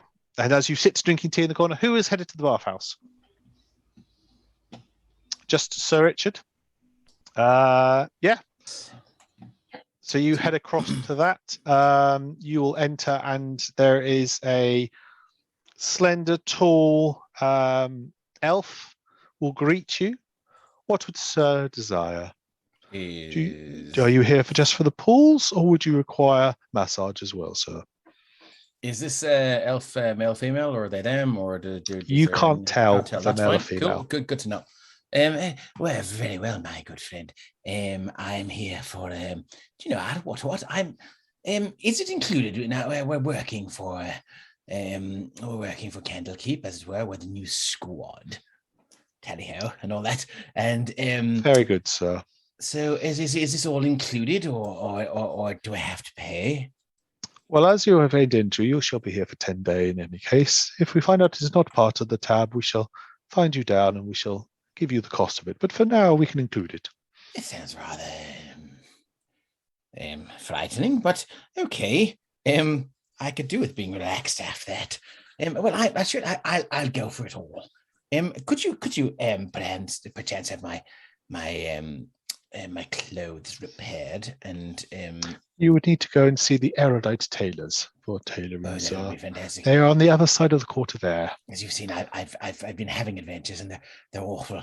They're a little bit ruined, but it happens when you're out with the lads. So I am fighting and that. informed, sir. Indeed. So I'll go for the pools, and then I'll have the massage, and I'll go back into the pool, and then have you got any wine? Again, that is for the half, sir. We keep the distinctions between the areas quite separate on those things. But here is a dressing robe and a towel for you. If you change around the side there is a chest to which you can place your belongings. Thank you. And he'll rock in and enjoy the facilities. It's been a while since he's been able to. So there are quite a number of people you can see are doing the same as you, who have been relaxing. No one else seems to be the adventuring sort, but there are very definitely those who are not the avowed who are taking use of the facilities. Yeah.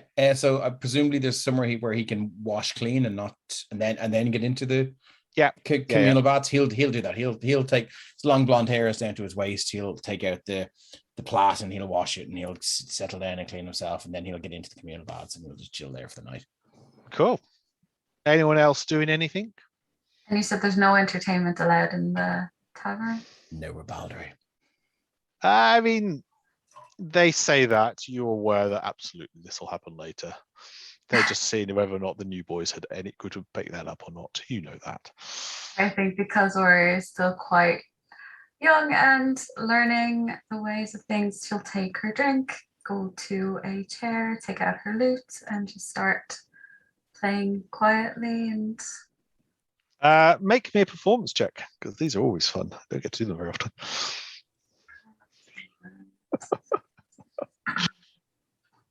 Oh, nice. So yeah, it's a very nice. You're not in any way forcing this out, but those who are nearby are certainly appreciating the music that's being offered to them. So Irony, who is the tiefling, will call out one or two songs which you are. He doesn't know where. Sometimes you indulge him and play those songs, sometimes you don't. Easy either way. But the night will pass. Is there anything anyone else would wish to do?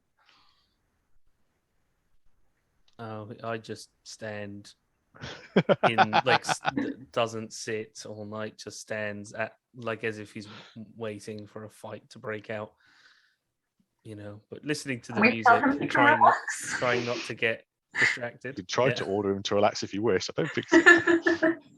Yeah, you're going to spot, I in mind, there are one or two other people you suspect have come with in that same sort of bodyguard role. You can see there are people you guess to be some sort of arcane learners who aren't wearing the black robes of the avowed.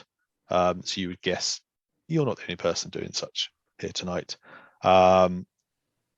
Even by sort of mid-evening, there is now easily 100 people in this bar. Wow. You can see the size of this place. This holds a lot. Aura, you may or may not have told them, but there are something like 300 avowed on site. And this is the only tavern. So most people at some point will cycle through here. At some point or other in a week, maybe not any given night. For when you are offered to go to your rooms, because of the recent festival down in Beragos, they are a little packed. The half of a floor they're going to offer to you is not available, but a dwarf will come up with you. He walks to the end of a corridor past all the rooms, and you see he casts the armband against a rune on the side, and you watch as this door comes into being at the end of the corridor, which he'll open to what you sure should be outside, but is a continuation of the corridor, which now has 3 rooms on either side and a common room at the end. As he just seems to have manifested. Ari, you know this, they have cast Mordenkainen's magnificent mansion to expand the storage, the holding space. Got yourself there very quickly, Tom. It's rather impressive, isn't it? I was the one who actually invented this spell, and Mordenkainen stole it from me. It was Mordenkainen's. Really, sir? The dwarf who's to That's engaging comes just like a Okay, sure. We should prosecute him for sure, sir. Aye. Agreed. I tell you what, after we've done what we have to do here, let's hunt this Mordenkainen fellow down. He sounds like a right ne'er-do-well and a rip drawer.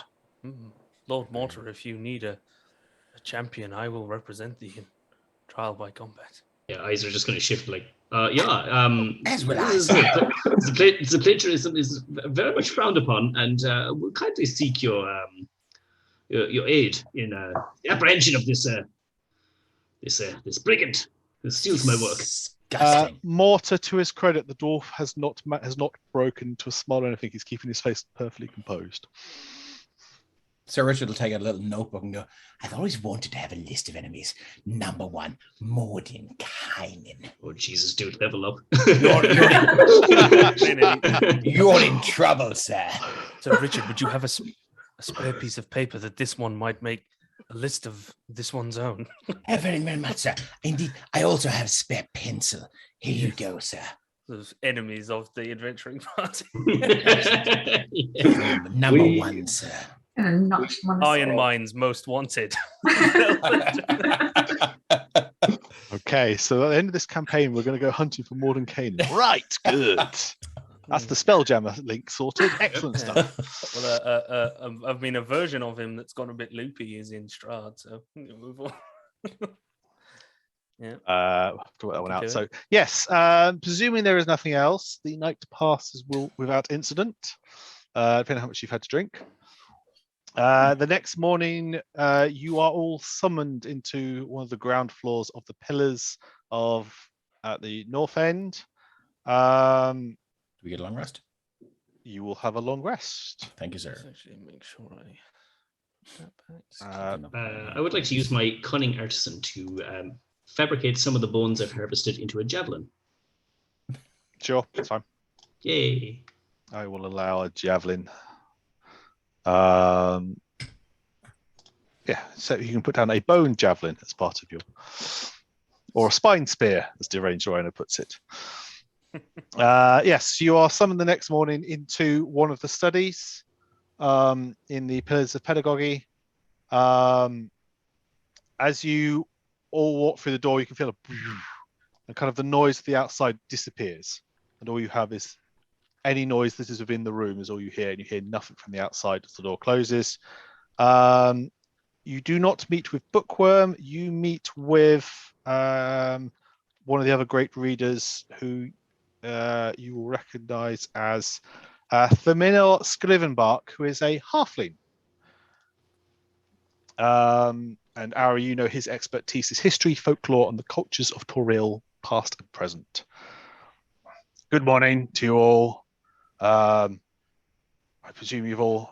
Do I need to go for any parts of your contract again? Do you all remember those parts? No. Sorry, Tom, just really briefly, when you get the name of that guy in the chat, would that be all right? Just make sure I got his name. It's in Right. the Roll20 chat. Oh, sorry. Yeah, I didn't see it come in. Sorry. That's fine, no worries. So, yes, this is Flimmer Skrivenbach. Yeah, just I need to go through the chat if you can. Yes, so Sorry. this is a halfling. Has a very kind of well-groomed goatee. Hair is slicked back from it. Robes are of the very good quality, and the markings absolutely suggest that they are a master sage and one of the master readers. You are starting to understand are the people who run this place. Do I need to explain your contract to you all again? Oh, go and find some things for you, and we bring them back, and then you pay us. Is that right? Right, from the beginning then. Very well. We will pay you a stipend of 1 gold per day while you're in our employ. While on the grounds of Candlekeep, that will equate to free bread and board, and not too many drinks at the hearth. Most people would want a receipt as long as you're not too far off what you get. I'm just going to give you the money for the days you're away. For the works that you bring back and we are able to secure into the library proper, you will be paid a not less than 250 gold per book. Depending on the worth of it, that could go into the thousands. I mean, that's entirely dependent on the works that you bring back. For each unique tome that you are, all of your cells present, I understand we got one from you, Mortar, wasn't it? That will equate to a 10 days worth of research on a subject of your choice. The 10 days? That is worth much more than that. That's my life's work in memoirs. 10 days of research for each book that you as a thing. So you already have 10 accrued from Auri, and there's now 10 more from another 10 day from you. Once all of you have procured a unique work, not the ones we send you on, another unique work to put through, we shall allow you to gain access to further research on subjects of your choice and to the training that we can provide. In gameplay terms, they will count as a academy patron from Tasha's cognitive thing, but you each need to supply a unique work in order to get to the full level. And I will go through what an academy can offer as a patron afterwards. But essentially, training would be half price. You get access. You can research pretty much anything you wish, or could delegate it to other people.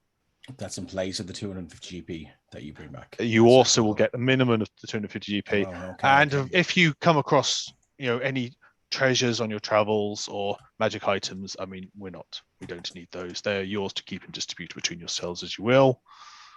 And of course, we do require that you stick to the orders of accordance, which I will need to go through you now. There is to be no damaging, marking, or otherwise modifying any of the works. There is to be no copying. If you wish to copy any works, you must pay the scribes at the house of the binder. There is to be no stealing. This applies to all objects in the keep, particularly to the works. And no fighting. There's that one as well. No violent altercations while on the site, please. No exceptions to any of these 4 orders of accordance. They must go with things. And I can get you starting to work now. In fact, you don't even need to leave the grounds for this one. We have one of our avowed is missing. A gentleman by the name of, and he pulls out a book, just appears in his wrist, just like flicks that until he's holding a notepad, which he flicks to himself. You are looking for a matrius. Oh no, he's a seeker. My apologies. Has a knowledge of curses, but has recently been looking into extra-dimensional spaces. Last seen entering one of the studies, actually, in that tower. He points out the window to one of the towers you can see nearer to the wall. We'd just like for you to go and see if you can find out what has happened to Matrius. He's not been seen in a few days. We expected to have seen him back. This Very good. Matrius, is he a human? Is he elf? Is he dwarf? He is. What does he look like? Matrius is human, middle-aged, short hair, dark, if I remember correctly. What is the wording down here? Let me see. Yes, fairly. I believe he was wearing grey robes last time he was seen.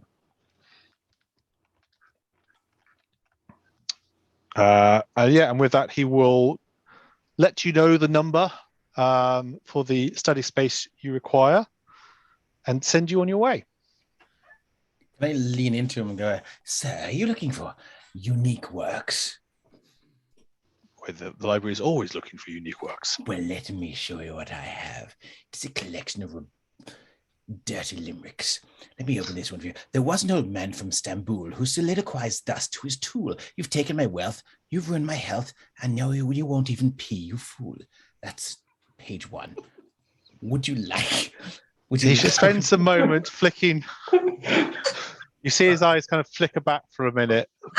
That, I believe, was 9th century by the great scribe Etrurian. I believe first did that one. That's not a unique work, I'm afraid. I've collected many. Would you like to hear another one? No, we have all the limericks collected, unless you have ones that are not in our collection. Oh well, I mean, I could read them out to you. How about you go and How find much time do you Demetrius? have? And Very we will well. let the Very well. No problem. I just thought. Sir Richard's holding a 500-page book of limericks. That's exactly what he has, yeah. yeah. Okay, and no you see problem. Femino is looking at the book going, oh no. No, it's all right. I just thought I'd check. And all that. Yes. This ancient term, which is gags for giddy lads. It's actually a Lich's phylactery. Yeah. I mean, if you want to leave it, he will hand it over to one of the gate wardens to check if it is a unique work. I've collected them since I was 4. He takes it with not a word. Yeah. Off you go. Please resolve. And we'll walk off and over shoulder go, it's unique to me. Yes, so you leave the pillar you're in, you'll head around and head up to the 3rd floor, and we'll come into this space here. I will need to bring you on because I did not put your tokens on this map. Do we want to take a 5 to 10 minute break? I'm Just seeing gonna what time it say, is Yeah. Yes, please. as we get to this point. That'll be great. So yes, thank you to our viewers. We will be back in 5 to 10. See you soon. Bye. See you soon. And welcome back. The party have just entered what is a small study in the Pillars of Pedagogy. You can see there is no one present in this room. You can see there's a handful of books remain. There is one book open on that kind of main reading desk.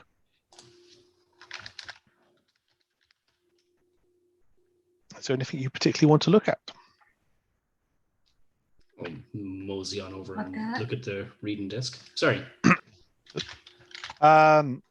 So it's a fairly thick book. It's made of ornately tooled leather decorated in gold filigree. If you look on the cover, you will recognize who is on there. It is up to you if you point out to the rest who that person is.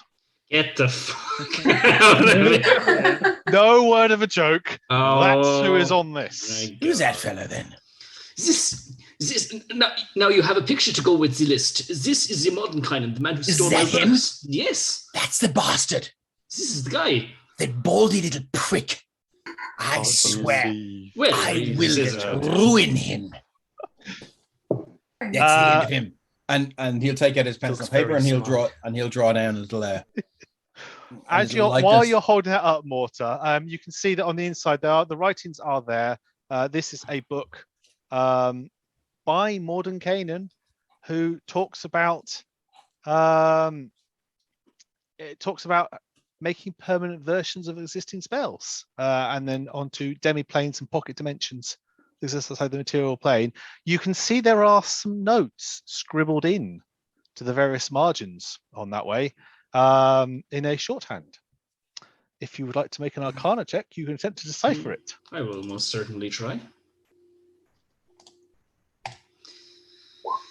Let me see. That is a 15. 15. Okay, so it takes you at least as long as it takes Sir Richard to scribble this picture of your number one foe. But what you find is there is written in this a command word, which I will put into the chat, and you can decide what you want to do with this command word. So I'll know that this is like a command word to do something, right? Yes. So like holding the book, like flicking through it, just going. That isn't right.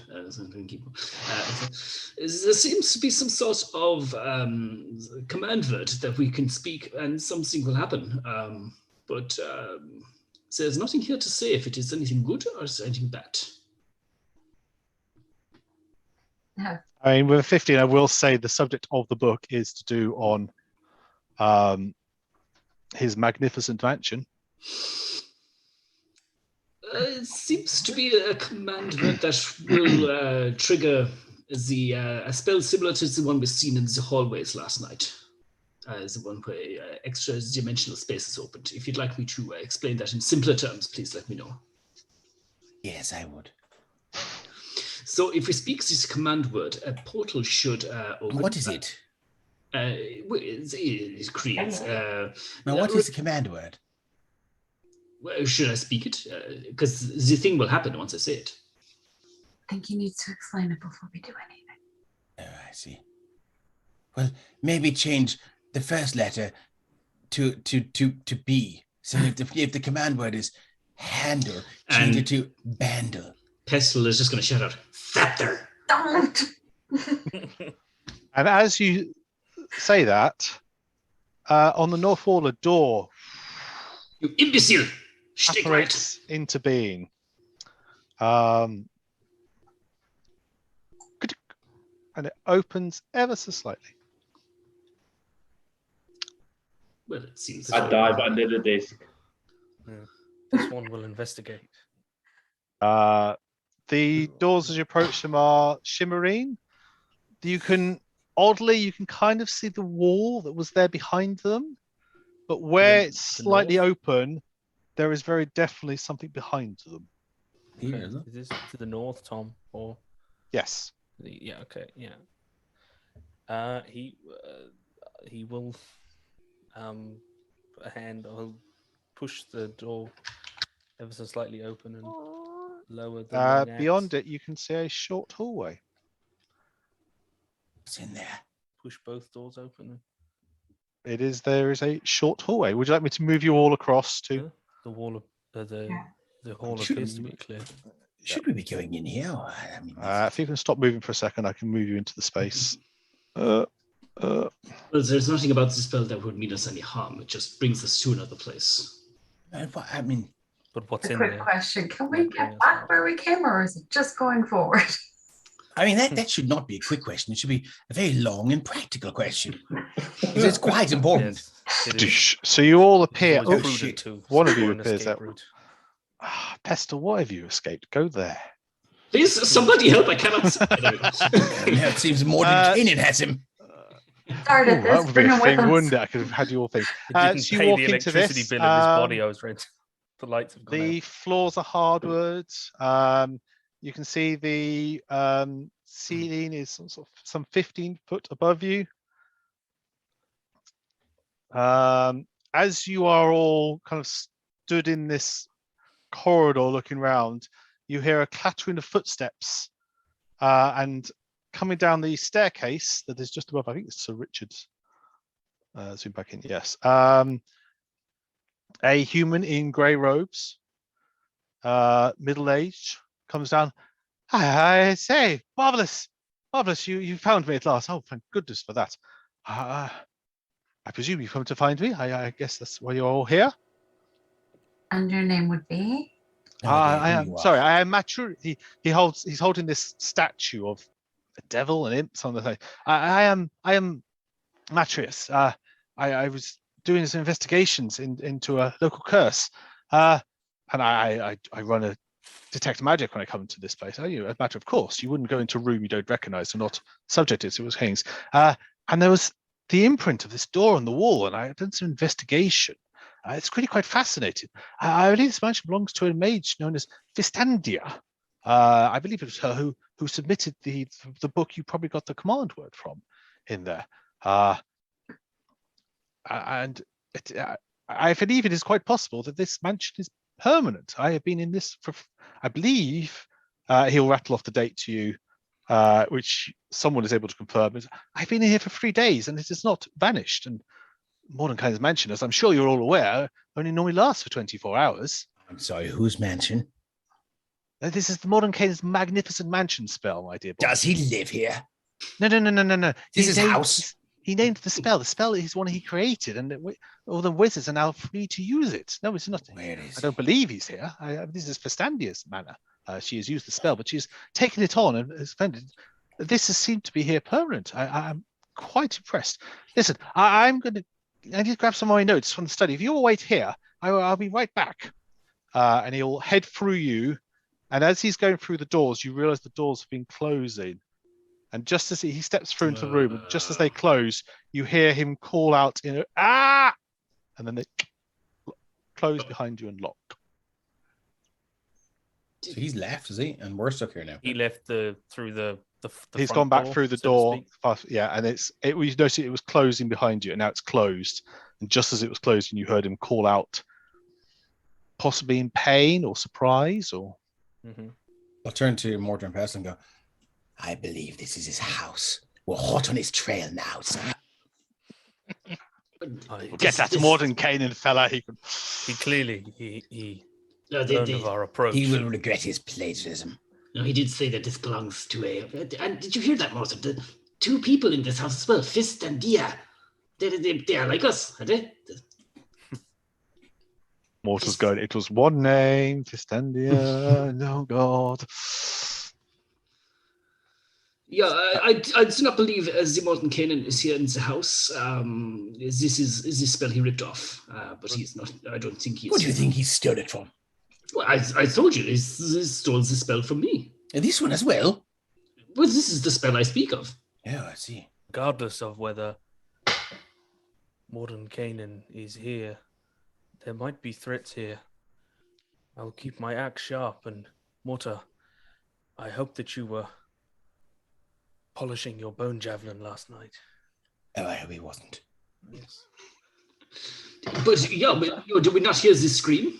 I heard the scream. You did hear a scream? I heard the scream from the man.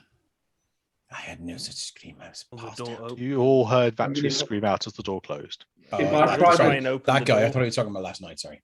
Yeah, The then door I've does already not tried the open. door. However, as you try the door, a magical mouth appears above it. And says to you, the release word can be found in the books to your left. And it fades away again.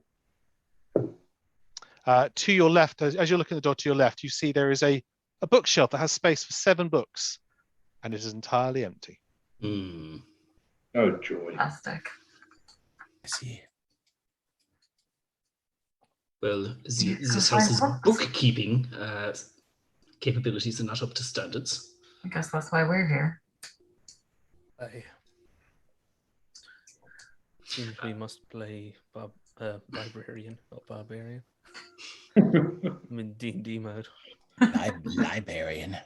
I did actually want to make a wizard. I made a wizard barbarian multi-class that I never got to play before. He was a barbarian or a librarian. He was. So just because I'm not entirely certain how clear this is on this map, from where you stand, there is a door directly in front of to the north of Auri. There is a staircase directly to the north of Sir Richard. And that's where your man went off. That's where he came down from. He came down that way and then out behind you. There is a doorway just here. A door here. A door here at the end. And then the other way down, there is a door at the end and 2 more doors. Is that that one? that a door there? Where you moved to? Okay, right. here's the plan. Right. We all split up, okay? And no, Yes, it is. So I can see through that. I don't know if you're... Yes, that door at the end is open. Okay, and cool. Grant, just want to let you know. Cool. Yep, no, you can see through that door at the end. That is fine. Investigate this door for traps and to see if it's locked. Roll an investigation check. That would be an 11, sir.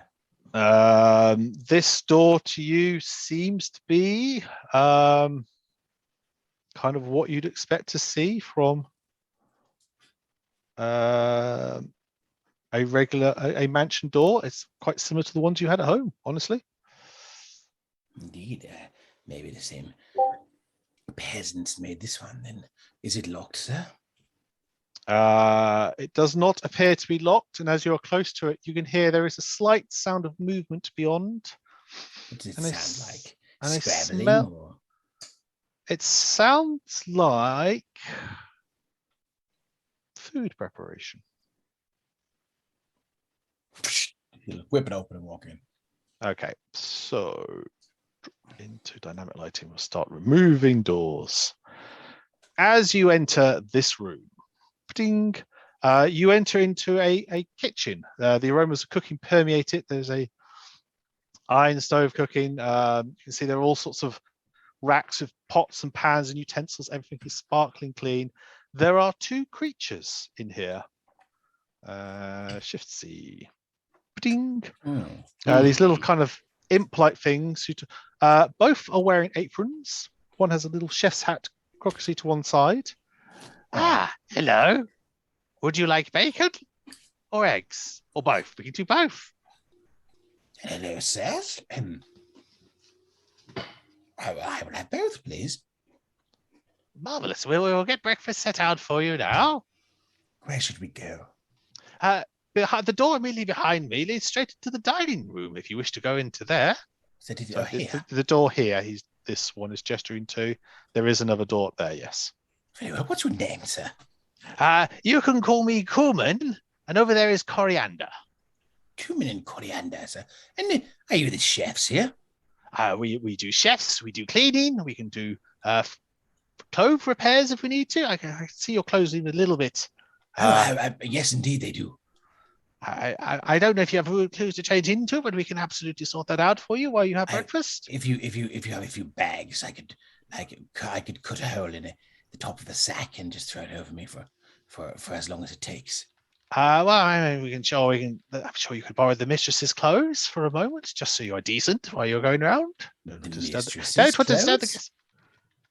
Mistress Fastandia, whose mansion this is. Well, she got dresses? She has a variety of robes, dresses, and other clothing. Might need to work on 1 or 2 to. She's a little more petite than you, but I'm sure we can work it out. Richard looks over his shoulder, and he goes, I'd have somewhere private I could try these dresses on. Sorry, I missed what did you do? He looks over his shoulder and looks over his shoulder again to see if anyone's listening, and he goes, might you have somewhere private I could try these dresses on? The mistress's room is upstairs and go all the way to the end of the corridor. Very well. Okay, well, you can roll stealth to see if you wanted to do that quietly where no one could hear you. Well, he'll wait until he gets into a situation where they can take his existing damaged clothes and whatever. Like whenever that happens, then when he's presented with an opportunity, he might consider doing that. Okay. Yes. So if you're wanting food, head into the dining room. If there's something else you require, do ask. We'll do our best to answer.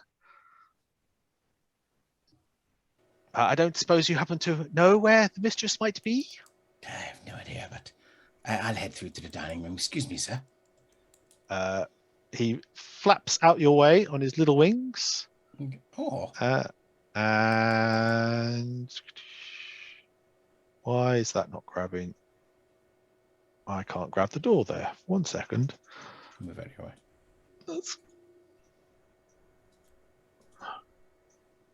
Huh. I'm very disappointed. I can't grab the door behind. There we go. But you open the doorway and there is a dining room beyond. Get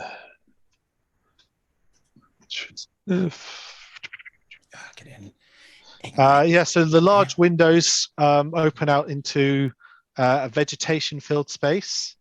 You can see there's a crystal chandelier above a table made of dark wood. You can see there are 6 wooden chairs around it, and 7th chair alone in the corner. He'll take a seat. Lovely. As you sit down on that particular chair, I don't like the way you said that. It's a DM's job. Do you not? I just need to move you off so I can capture something quickly.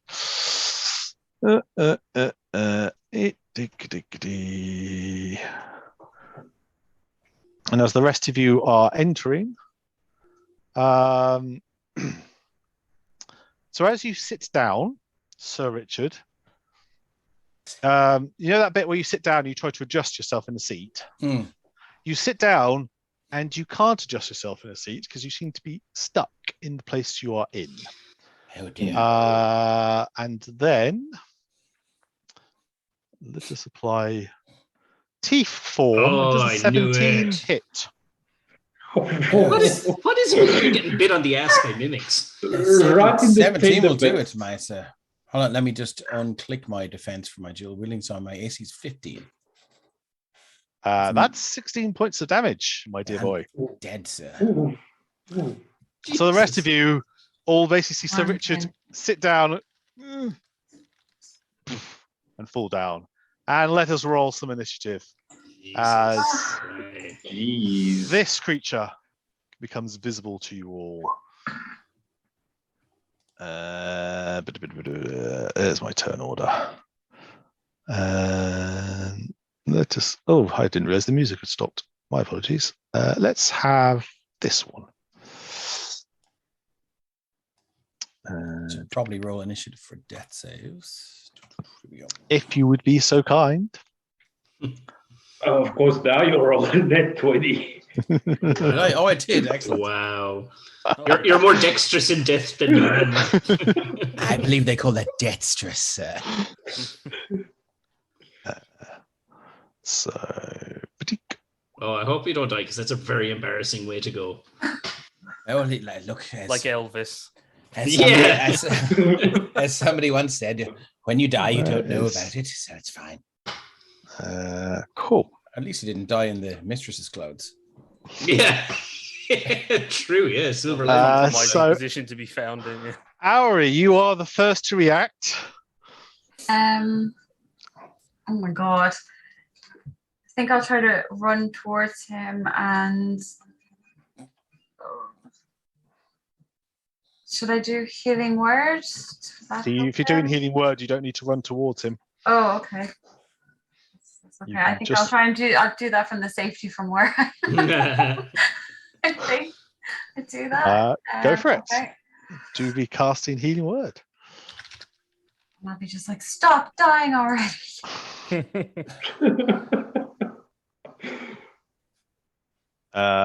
Cool. So Richard, as you are still partly attached to this chair, you come back with your 6 points. So am I at Auri, 6 or you'll be -1? you will be back at 6 Okay, points. cool. Thank you. So no, I don't do that way down. yeah, As no long worries, as you just haven't wanted to gone check. past the total amount. Yeah. I'm not going to make you undo what was already there. Auri, so you still have an action and movement should you so desire.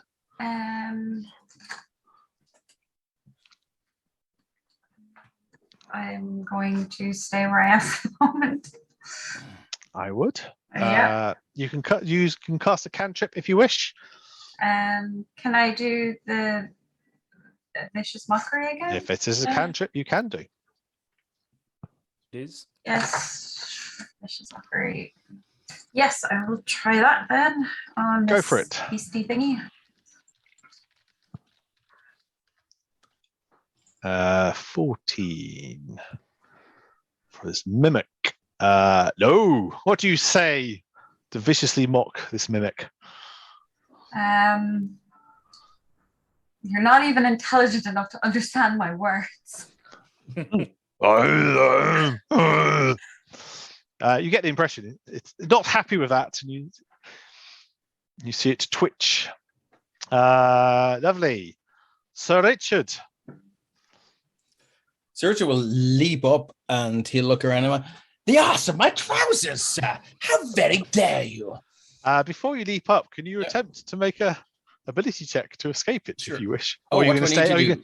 You are still technically grappled to this thing. Oh, can I still attack it though while grappled? You can attack it while Am I at disadvantage or? no, your speed is 0, but that is the only. Very well, sir. Here comes the pointy end of my rapier. Rapier. That'll be 24 for 10 piercing. 24 is just 24 absolutely will do fine. You stab down, cutting in down to one of the legs that's now forming into this kind of more foot-like. Yeah. So nothing he can really do. He's going to stay.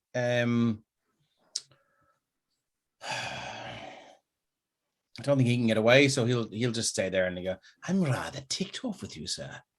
Okay. From the kitchen, you see Coriander looks around and Will the chair be joining us for breakfast? Do we need to do an extra serving? Kill him, sir. That makes a mess on the carpet. Brew. You can hear this fracas taking place in the dining room. Yeah, I'm just gonna peek through and see Sir Richard being chomped on, and attempt to shoot the mimic with my short bow. Alrighty. 14. 14 will hit. Cool. 6 damage. As it sticks in. Yep, that's me. So, Richard, you feel this thing writhe underneath you. You're kind of whoa, rocked about with it. Anything else, Brew? That's all for me. That's all. Lovely. And we'll move on to Frony. All right. Seeing as everyone's still in the corridor, from what I remember, there's not going to be much space to move around in. So I'm just going to go cower in the corner, look underneath the table, and fire off a ray of frost at one of the chair legs. All right. I will say, because there are bits, this going to have a little bit of all the extra chair legs you're trying to go around. 20, fine. Yeah. You thread the needle. For a blistering 1 cold damage. And you hit perfectly the little narrow chair leg, and kind of the shin. Whoosh, as this ring of ice goes around just that one bit of it. So It's okay, that will bother him later. Lovely. Any bonus actions? Nope, nothing. Nope, not yet. The mimic chair. Well, sadly, Sir Richard, you are the one who is there. He certainly is. Go for it. I'm afraid. So he will attack you, getting advantage. Gonna bite the other cheek. So he's 16 now because he's wielding both weapons. Oh, sorry. Could I have used my bonus action to give him a slap with the dagger? Can I wreck on that? Sure. I'll allow So it. I'm a dual wielder. Thank you. Yeah. We do know you're a dual wielder, so that's not coming out of the Forgetting blue. that. That's a 13. 13 is enough. For 4 more piercing. It is definitely not looking very well. You get the impression this thing was not at its full strength to begin with, and it's definitely not at its full strength now. However, yeah. You are still sat on it. Indeed, he is. So, again, that the seat that you're sat on, the teeth kind of form up around and attempt to close in on you. For a 18 to hit. That will do it, sir. And you will take 10 points of damage. I'm afraid he's added the arse eaten out of him again. And he is minus 10. He's at minus 4 from 9. Oh, my arse! And then collapses. Yeah. This thing is starting to gnaw away. Cheeky. See, all the service you get in this place. Water or pestle. Okay. So if Sir Richard is down, do I have like a clear shot? Or with Richard sitting on him, is he like? I'll say probably way? actually, I'm going to move this out the way. You will recognize that's a homunculi. It has some cover from the table where you are at the minute. Okay. If I was to move to maybe here. Yeah, you'd be able to get so line of sight around the corner. Cool. So as Mortar is kind of skulking around the corner, it's like this will require a very carefully crafted spell. And then Pestle goes, "Boom, javelin!"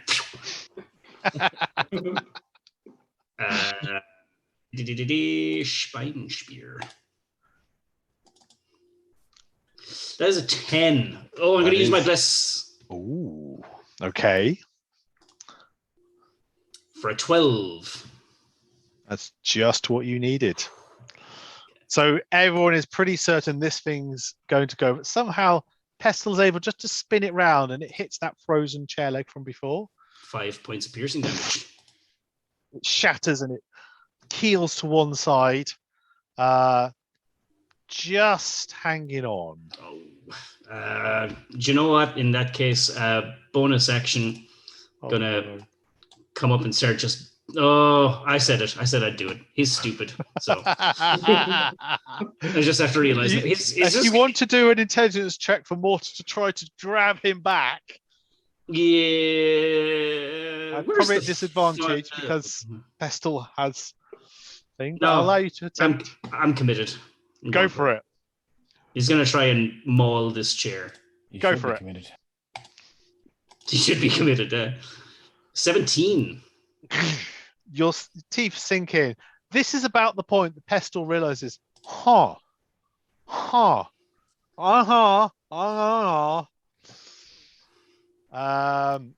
It is just barely hanging in there. God damn. Well, So we now have a chair that has a human to one side with his arse being eaten and a lizard folk on the other side. And your Technically- Mortar is fighting their arms not to grab the chair to push away. Technically, if Mortar kills him, is he eating my ass? hey, Human you wouldn't- mimic lizard. you wouldn't folk happen to have a cup of centipede. warm water, would you? You wouldn't have a cup of warm water. Oh boy. I am mine. Wow. Please take your turn and get us away from this. Yeah. I do get temporary hit points from that, though, just saying. You can add your Wow. temporary hit points. The arse eater has become the arse eaten. So I am mind. You 5, were looking at the 10. door, but you hear this commotion. And 15, 20. Can I swing his poleaxe, the halberd, down across the table? I'm going to say yes. Just don't roll a 1. Oh, I kind of really hope I roll a 1 now, to be honest. just to see. Down with the halberd. 13. Boo. How do you dispatch this rogue chair? I think just in the 2 inches of mimic, between Sir Richard's arse cheeks and Mortar's tongue and teeth. There's a sentence about it that you never thought you'd say. Yeah. What have I unleashed on the just world? I'm sorry, chat. cut I'm through just... the elastic flesh of this mimic and just bring the So the axe it down blade in of a the clean- halberd comes down. Yeah. It splits. Yeah. So Pestle going one way with half the chair still stuck in his mouth. So Richard collapsing against the chair into the floor and a scrambled heap on the other. But this thing appears to be dead. The bit Pestle, you're able to clear your teeth from it. Spicy chair. Anything else I mind? what impractical furniture. Is that it? I mind, sorry. Is it? I don't. Nothing else I from you? mean, he's not seeing any immediate threats, is he? Okay. Just There are scans. does not appear to be any other immediate threats. He will offer so- a hand, and if Okay. in or out of combat to Sir Richard, Richard's out. Oh, he's down. he's He's down. down. Yeah. Down. Well, then he will. Of course, yeah. Sorry, he'll start moving. I mean, if he can clear the table, he's still got 5, 10, 15, 20. No, he's only got 10 foot of movement. I mean, so you could probably not. slide manfully across if you wanted to get to the corner, but If he can. If he. you can roll me a dexterity, roll me I'll keep acrobatics him if you near. have it, or dex check otherwise. Or you can go, maybe that's not for me, and I'll give it a go. He's going to try and get to it. Starsky and Hutch across the table. Oh, Oh, that's a 0. 0. Wow. No CPR for you. so on a 0, I'm going to say in this circumstance, you don't even get 1 foot over the table. Instead, you kick the underside and you knock yourself prone. Oh. He's like a glitching video game character in Skyrim, walking, just keep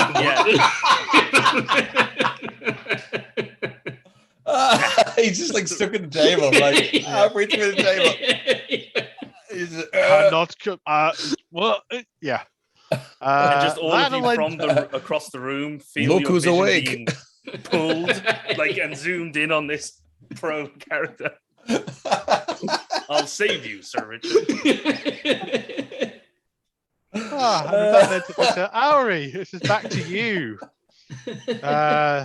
You can see that this chair is starting to dissolve into this sort of grey muck, this ooze, which Pestil's trying to clear away from the teeth, but Sir Richard is yet again sprawled, face down, arse up on the floor. Yet again. Jesus. We know how you finished last night in the bar, don't you lie? He was rather well behaved, I have you know. The bits you remember. No. Sorry. What can she do? I mean, you can go to him and do a medicine check if you wish, just to try to stabilize it. Okay, yeah, she'll move over and assess. Where are you? You can probably 5, 10, 15, 20. You could get to him. Yeah. Roll me a medicine check. While Auri's doing that, I can imagine my no. mind is on the floor. There's another one of these chairs. It's got me. Kill it. Oh, God. Yes, you are able to stabilize. Could you roll me a 1d4, please?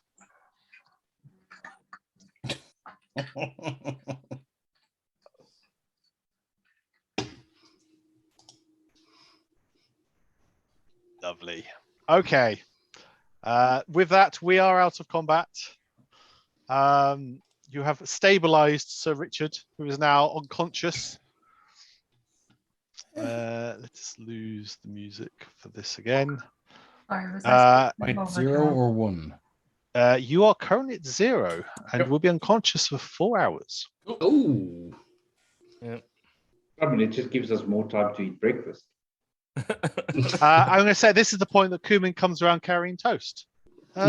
Where are you always Nobody sit sitting? down. I poke the chair in front of me with my dagger.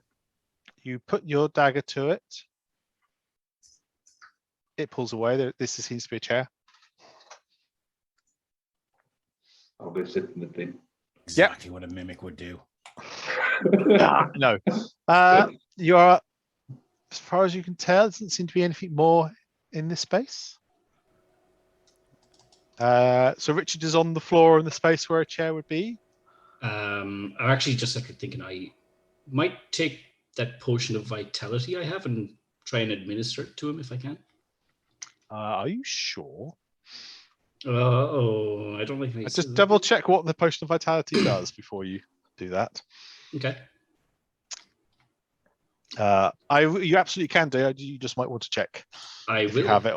I assumed it was hit points. It might be a bit more than hit points.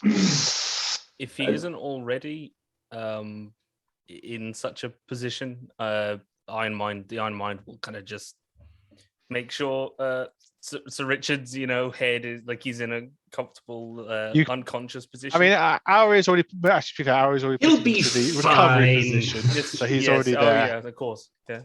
So And he's that's thinking all. that. Yeah, the only thing I'm worried about is like Mortar and Pestle looking at him like food now. Yeah. He's, No. he's thinking his trainers, his masters at the monastery, at the academy, had always told him, because he wasn't planning to sit down. You don't sit unless you're instructed to, and stand at attention. And he's starting to think, is this why? Is this if you don't know how to sit in a chair correctly, or is this why I was told never to sit down? Yeah. Oh, I've got a whole thread I can put in now. Marvelous, yes. I guess I'll prop Sir Richard up like Weekend at Bernie's style into the chair and hands on the table, the head just... So Richard is there. Kumin is kind of flying out with putting toast down. There's a pot of tea is being brought out. They are apparently serving you a full, I don't know, English breakfast doesn't exist here, but there is a full breakfast. Full extra dimensional breakfast. As they flutter around, does it look like they have malicious intent?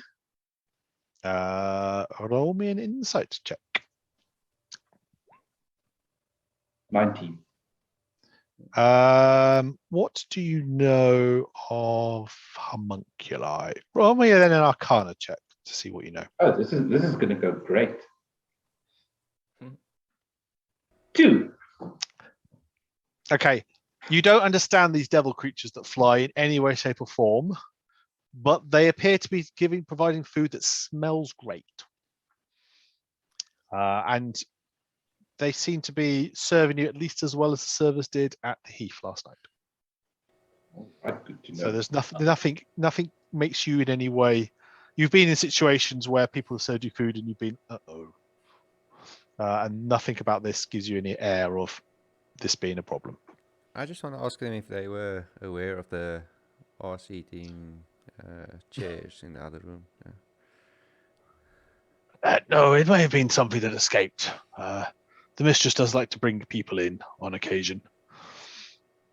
We weren't aware that was there.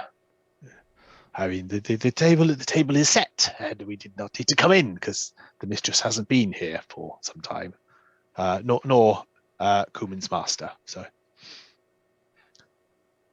do you want pancakes, sir? Yes, please. Right, you are. I do a wonderful pancake. It flutters back into the room. Your pan clatters onto the stove, and more aromas start to fill the air.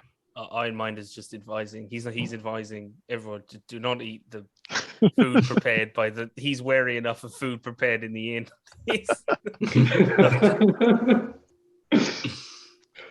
That's fair. What is it? Fronny, from where you are, and probably actually anyone who has a passive perception. Actually, everyone other than Iron Mind will notice that in this garden area, just occasionally dipping in and out, you can see these globes drifting that are glowing, that are bathing in light. This is different to the purple light you're seeing. There's like a balcony area over here that puts some shade, and then there's a tall hedge here. There's very definitely a purple light coming in from above somewhere, but there's also then these two glowing globes that kind of are just drifting, as you can see in that garden space. Iron Mind, you can't see these. You're too busy looking at the food, going, "Don't eat! What are you doing? Are you sitting properly? Poison in it." Yeah. You're too busy looking out for everyone else. But everyone else who walks in will see these. Just occasionally, these things just dip down. These are windows, right? Yes. No. So you can see out into this small garden space. These look to be real plants that are growing, but there is this strange purple light. They seem to be plants. After the chair, right? Iron Mind's going, nutrients, okay.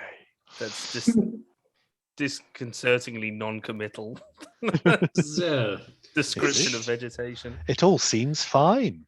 Yeah.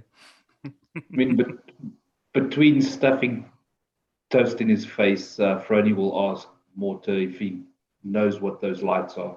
Yeah, I was just going to say, besides the flora out there, I'm very curious about these floating orbs. Roll me an Arcana check. It'll be a very low DC for these. And a low DC is what you shall get, sir. That is a natural one. What? This is actually pestle now, not mortar, because Yeah. ooh, pretty. I'm going to say at this point, for some reason, Mortar has got distracted and Pestle has taken over, and you are not able at this point to identify them. I like the pretty lights. Yeah, it's just a sphere, like so, that is glowing. But for Honor, you do not seem to get an answer as to what they actually are. Cool. I mean, is Pistol doing the whole bug light thing at this moment against the window, I guess. Yeah, it's like one hand like on the plate shoveling food into his mouth, and the other hand against the glass, just going, ah. I mean, we'll figure it out eventually. I'll ask Mortar when he comes back. Those of you, Fronny, make me a perception check. Perception. No. Okay. Thank you. We're rolling Carry on. famously low today. Oh, this is par for the course for me. So as it stands, some of you are eating breakfast, some of you are in the kitchen, or have not moved yourselves in yet. So Richard, it is a great breakfast spread before you, and at least you're smelling the aroma, even if you're not in a position to taste it. Pancakes are brought out. Cumin and coriander seem perfectly happy to request what more you need doing. One will ask, should I be taking the clothes from him now to start the cleaning? Yes. Very good. And coriander will start to disrobe Sir Richard with the intention to clean and prepare the clothes later. Out of curiosity, how long is it going to take to repair his clothes? It depends how much damage has gone into it. Might I take a take few my dagger hours. and I rip it. The clothes? Yes. That's going to take a bit longer now, but I'm sure we can manage this. It's fine. Yes, so while you're eating, Sir Richard, you are down to your skivvies. Your armor's probably in good enough state that's just folded neatly to one side. Rapiers put very nicely on top. Your traveling packs put to one bit. That's all very neatly arranged, but your clothes are taken away. Cool. You can stay there as long as you like. You get the impression these homunculi, which mortal would recognize as homunculi. I'm sorry, I thought I was out. Am I not out? Oh, yeah, You are unconscious. Yeah, Grant. Sorry, I thought you said I can stay there as long as I like. No, I'm sorry. I was saying to the party. We are. Oh, sorry. Sorry. So the party. How much of this spread do you wish to go with? I mean, I guess we're staying until Sir Richard wakes up. Yeah, we You're can't gonna wait. from here. Okay. So after an hour, he's still unconscious. Can we find out any information from the two little? What do you want to ask them? What They're other- bringing in a- Yeah, Sorry. I want to ask them if they know anything about the empty bookshelf, where those books could be found, maybe.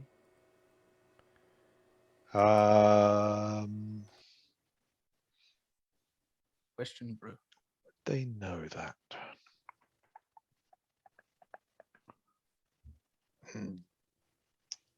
The only thing that I can think of, sir, that might be of some use is there are some books with single letters that we are not to touch. I have seen those in that doorway at some point. Other than that, I don't know anything more about them. Book with Okay. one letter in it. It takes a bit to work out, but essentially there is a single letter on the spine for what Cumin mentions to you. I don't know if that's what's building the pile of books. Would there be seven of these books, perchance? Yes.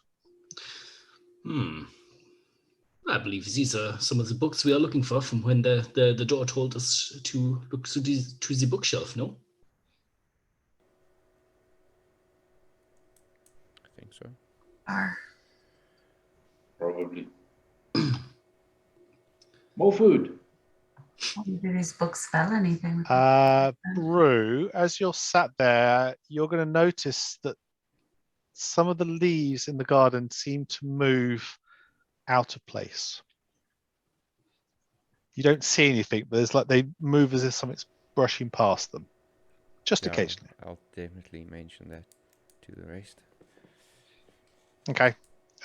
It's pointed out, and even I in mind will notice it's very occasionally. Like it happens once again, we see like a branch as if something had rested on it a moment. And then nothing else seems to be there. Does the branch, Watching. so for instance, with the branch, move back to the position it was in eventually, or does it? How long do you stay watching it, I guess?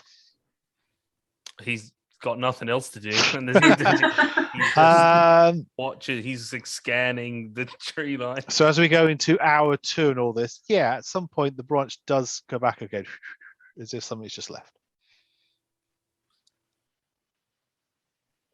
I in mind, no, because I don't want to kick anything off with Richard still unconscious. But he is going to say, I believe, or this one believes, something may be out there, something not perceptible to most eyes. Behind you, a cat walks across the floor in the kitchen. Pauses to look at you all and then just carries on. And you hear the sound of it lapping at a saucer. Is there an open window leading out to the garden? In the corridor, there was a door that was slightly ajar, and also an open door that led into this arboretum space. I'm going to get up and follow the cat if I can. Sure. So the cat at the minute is just in the kitchen. It is in a far corner where you see there are four saucers on the floor that all have milk in, and this cat is currently lapping the milk from one of those. You did not tell me cat was on the menu. Don't eat the cat. No, he's not. I'm just kidding. You said it's eating out of a dish. It's just a saucer of milk that's on the floor that's lapping. Yeah. Who wants this beast? That belongs to the mistress. She has a few cats around. They keep her company for the time she's staying here, where she does not have guests. So there is more. More guests. There are 3 or 4 around. Regulars? 4 around. And during the skirmish here in the dining room, actually that reminds me, we heard a man with the shouting when we first entered. They just scattered? Were they always here in the kitchen, or do they? The shout you heard was Matrius from behind you in this, who left. Oh, he left the mansion itself. He left the mansion itself. Sorry. And the shout was him. Yeah, he was crying out just as the door was closing. I thought he went back upstairs and we heard the shout, and we just kind of. No, he's actually exited the mansion. Okay, cool. It's like, okay. On a scale of 1 to 10, like were his cries more painful when the door closed in his arse than mine were when Nick's teeth closed in my arse? Yours were probably more painful. Okay, good to know. On a scale of pinch to chomp.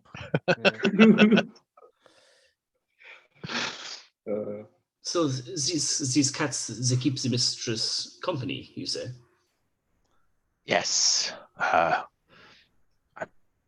believe it is a human thing to do. I would not know, but they keep these small creatures. I believe they do something called petting. Well, she keeps you as well, yeah? You're a small creature. We do not here for petting. We do the jobs around to the mansion that the mistress does not have time for. Mm-hmm. And they see that says this is scribbling.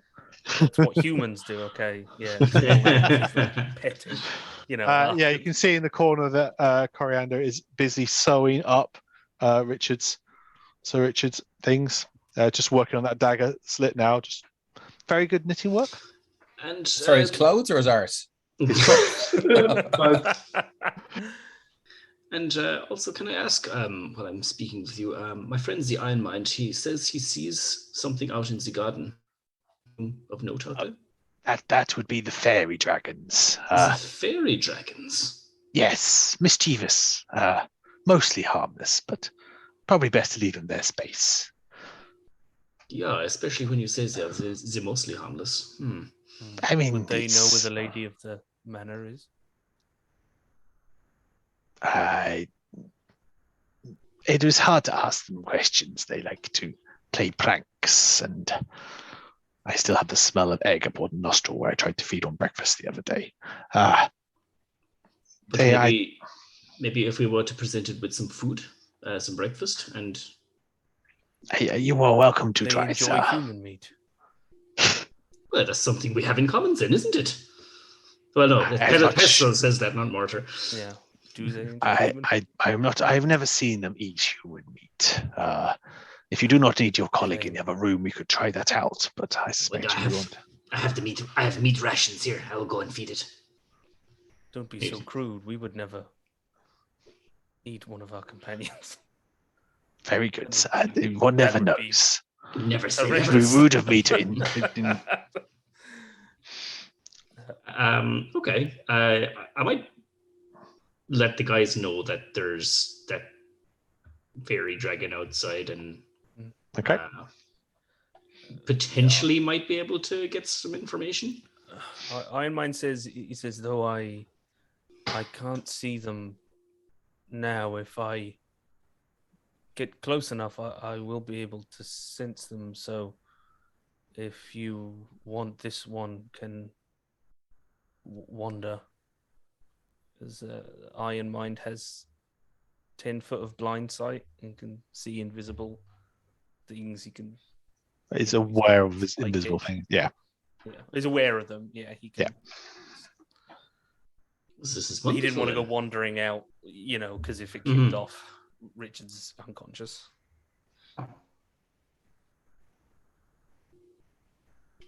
It's No, up for you to go into gardens if you wish, sir. I say that they are there to play pranks for the most part. I'm not sure my mistress quite bargained on how much they like playing pranks. Okay. Well, are we happy to just chill out until Richard wakes up, or I how am. does Yeah. everyone feel? Yeah, I'm happy Yep. to. Yeah, let's do that then. Yeah, we'll tend to the Seems the unconscious intelligent Richard. thing to do. Yeah, probably. Fair enough. So sort of by about the end of hour 3, as you all seem to have had your food, they keep bringing small snacks into you, should you wish them. But all the clothes are cleaned and repaired and re-put on at the end of hour 4. Sir Richard, you wake up. You're sat at a table. Is there anybody tending to me? At this As they moment, said. everyone seems to be sitting around you. They have enjoyed a repast. You can see there is this. In fact, the plates would have gone, so you can see there is steaming tea available. Should you wish it, everyone is sat around. Okay, who's this? Zori, is it? It's Ari, right next to you. Yes. Okay, Ari, sorry. Okay, so Richard will. Important. So Richard will sit up and he's clearly still. You out. have 1 hit point as you recover. Thank you. Good to know. Let me just change that. And he's clearly still delirious. So I mean, he looks rough as anything. Yeah, pretty much. And like you've also, given the fact that a mimic just ate his arse, you've had him in the recovery position where he's sitting on a fucking wooden seat, which is not ideal. But he wakes up. You could have lay him on the table face down, but anyway, it doesn't matter. He sits up. I gave you the recovery position. The other way. No. And then he turns to Ori or Ari, who's right beside him, and he goes, "Mumsy, is that you? I miss my special copy, especially so. The one with the rubbery tip you used when I was young. I miss you, Mumsy. He shouldn't have killed you." And then he'll wake up and go, Oh, I may have said. And he'll stand up. Oh. You might want to be careful. Richard, you were calling for your, and he looks for your mother. This one assumes it was an honorific for mother. Where is she? Can this one go find her for you? She was murdered. It's all right. Can this one find the murderer? I'm sorry. That cat approaches you and starts leaning as you're standing. It's kind of sorry. What cat? Because I was a cat has suddenly appeared and is starting to rub itself against your shins. Hello. Must have caught the scent of blood. No. Thank you, Iron Mind. You're a wonderful friend. Over Iron Mind's head, one of the little kind of imp creatures flies out. We fixed your clothes, sir, and they're repaired. Are you missed breakfast earlier? Would you like us to get something re-prepared for you? It smells wonderful. I'll take it standing, thank you. And that's it. Maybe maybe I and mine will have a chat about it some other time. But thank you, sir. You're very considerate, and I appreciate your concern. So when you're feeling well, might this one have a word in private with you? I'd very much enjoy that, sir. Thank you. So is your plan now to give another hour or so for Richard to recover a little more, or do you want to push on at this stage? I'm ready to go, my friends. I am ready to grab the bull by the horns, as it were. And then he tries to sit down and says, oh. A bacon roll is brought to you on a plate, if you wish to take it. So I will eat it, sir.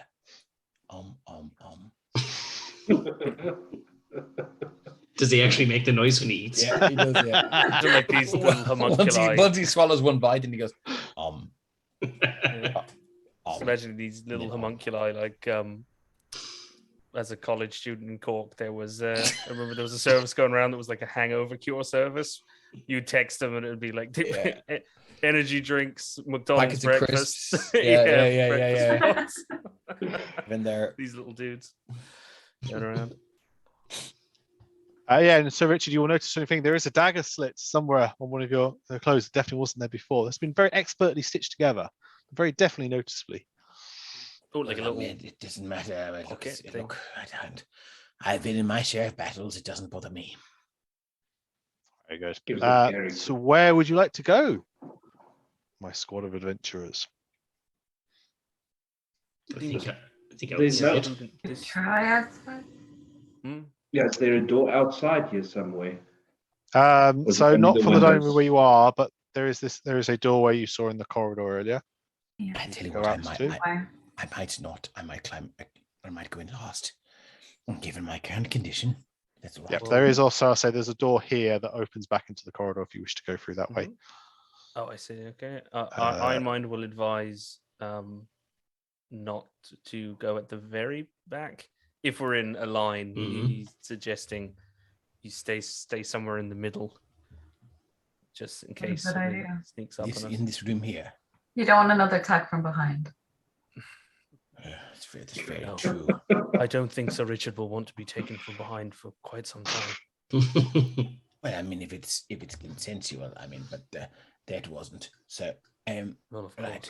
That door for you. Actually, during the few hours, Iron Mind wanted to ask Auri and the others if these little guys, he had been told that his master, when he was assigned one, would probably, would have servants and would have his meals, his or her meals prepared for them.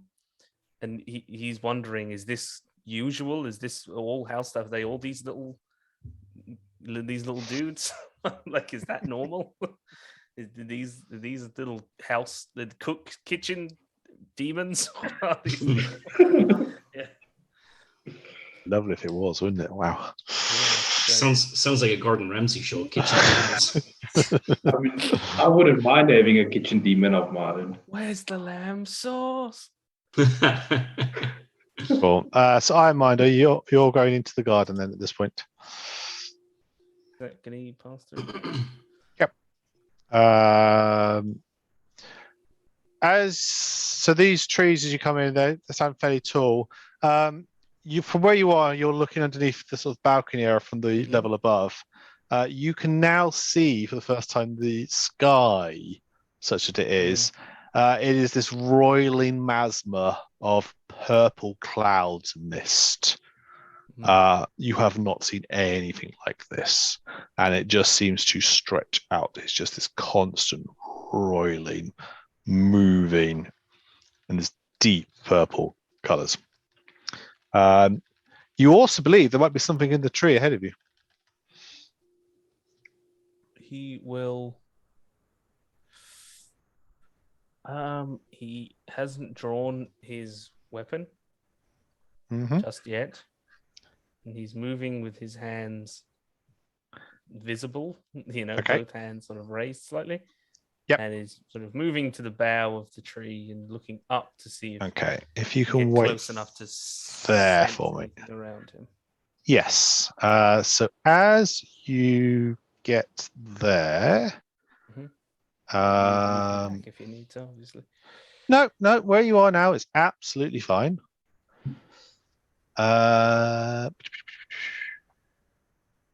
Can you make me a wisdom saving throw, please?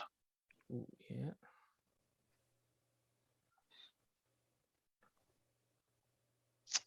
Okay. There is this from part way up the tree. There is this, and this sort of a puff of gas suddenly is expelled towards you. Yeah, I mean the instinct to the training is there, and you pull away from this thing. But as you look back, you kind of feel that the creature was up there is moving away from you, and you hear giggling. Presumably has moved. They sound very friendly. Has moved out of this one's. You know it, wherever it was, has gone up this way, but then has gone beyond your awareness space. Sorry, Tom, it's gone up to It moved that way into the garden, and then but you get the person is also moving upwards. But whatever it was has moved away, and there's you can hear the giggling that kind of goes away with it. You also hear it echoed in a corner farther in this garden. I'm not sure if we will be able to treat with these creatures.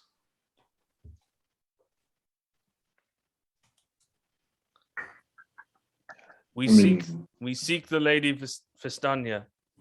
Is it Fistania? Fistandia. Yeah.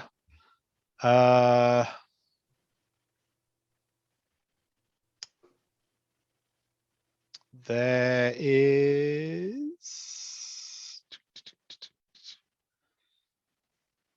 you hear the giggle circles overhead about sort of 15 foot. But there doesn't seem to be anything else. Can you make me another wisdom save, please? As from low down below you, this is we all see, those who are near, they all see the grass rustle as something flies towards you. And it catches you off guard, and you, without meaning to, you breathe in ever so slightly. You feel this thing wheel around and fly off and away and up again. Okay. And can you roll me a 1d6? Yeah, just d6. Yeah. 3. Can you please move your character as far as you can move? Roll. You are attempting to walk into the wall behind you.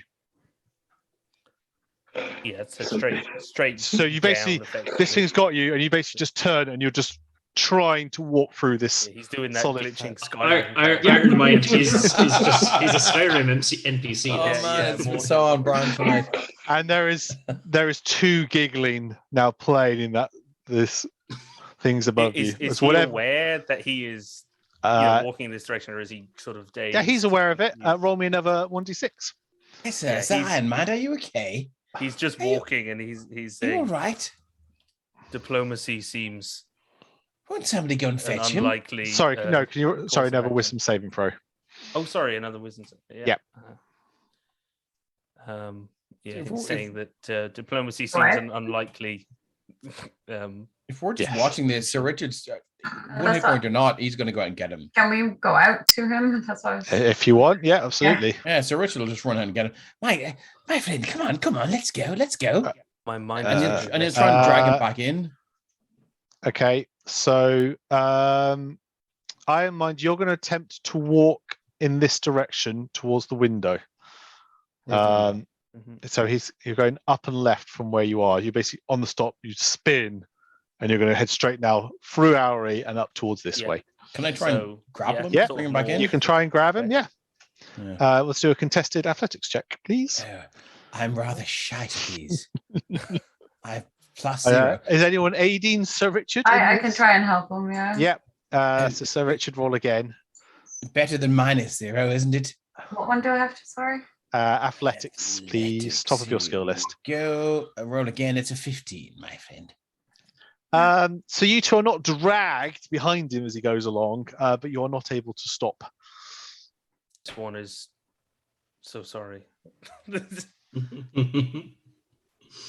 Yeah, and the giggling appeal to- now is there. Whatever's enjoying this is really enjoying this now. This is good fun. We like this. Can I try and appeal to his better nature and say, Iron Man, we need to leave. You're being something's happening to you. This is kind of supernatural in nature, as it were. Oh, I assume I'm there. Yep. So, Iron Man, we need to leave, sir. Well, we have a wisdom saving throw when you're ready. I mind. Yeah. Is anyone else doing anything while this is happening? I'm going to shout out at these invisible things and just say, I demand you cease this nonsense immediately. Are you speaking in common? I guess he would be, yeah. Let's double check. Actually. There's a moment of silence, and then the giggling carries on. I will attempt. Iron Mind, at this point, you shake off this kind of almost euphoric essence you were feeling, and you have control of yourself again. Man, sir, I don't know why we need to leave this place. Let's go. Are you coming? Yeah, sorry, I just realized. I think I forgot to put his language in because he's a human. I think, but he speaks common and deep speech. I think is what I gave him. Okay. The Oh psionic, my goodness! mind flayer, etc. language. What happened to you there, sir? He just comes in. Did not Does like that anyone at all. speak Sylvan or Draconic? I speak Draconic. I do not. As you're set to leave in Draconic, you'll hear, "Come back soon." Aye, sir. I shall reply in Draconic. Okay. And it will be Pistol who replies. I'll say, I don't know what you did to my friend Ironmind, so we will not be back very soon. Oh, he's so bored. Come back and play soon. If you are bored, you tell us where our shiny books are. Books are boring. Come here and play. I mean, he's probably tempted, but he won't. Books are boring. They taste shit. Yeah. This is just going to be a tour now of all you eating different things. Can we eat this? Is this edible? What can we do with this? Say, Morton that's Pestle. Pistol's side arc. Can you speak to them? And he turns back to Sir Richard, and the first half of the sentence is in Draconic. Why, yes, I can. And then he's realized what's happening, and oh yes, they speak the lizard tongue. Could you, but by any chance, tell them that they're a bunch of dirty shites? Ah yes, 1 second. You are a bunch of dirty shites. Thank you, sir. There's more giggling. They don't seem offended. Okay. I'm I'd say. Yeah, all you can hear is giggling. But Yeah, I mean, you can all hear the giggling. That's all there. So, As they were walking back in, then Iron Mind sort of, has a sort of whispers or has a little private word with Sir Richard as he was leading him in, and he says,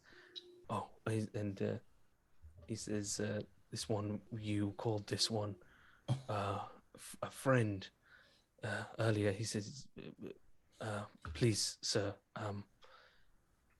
please do refrain. This one is not permitted to have friends.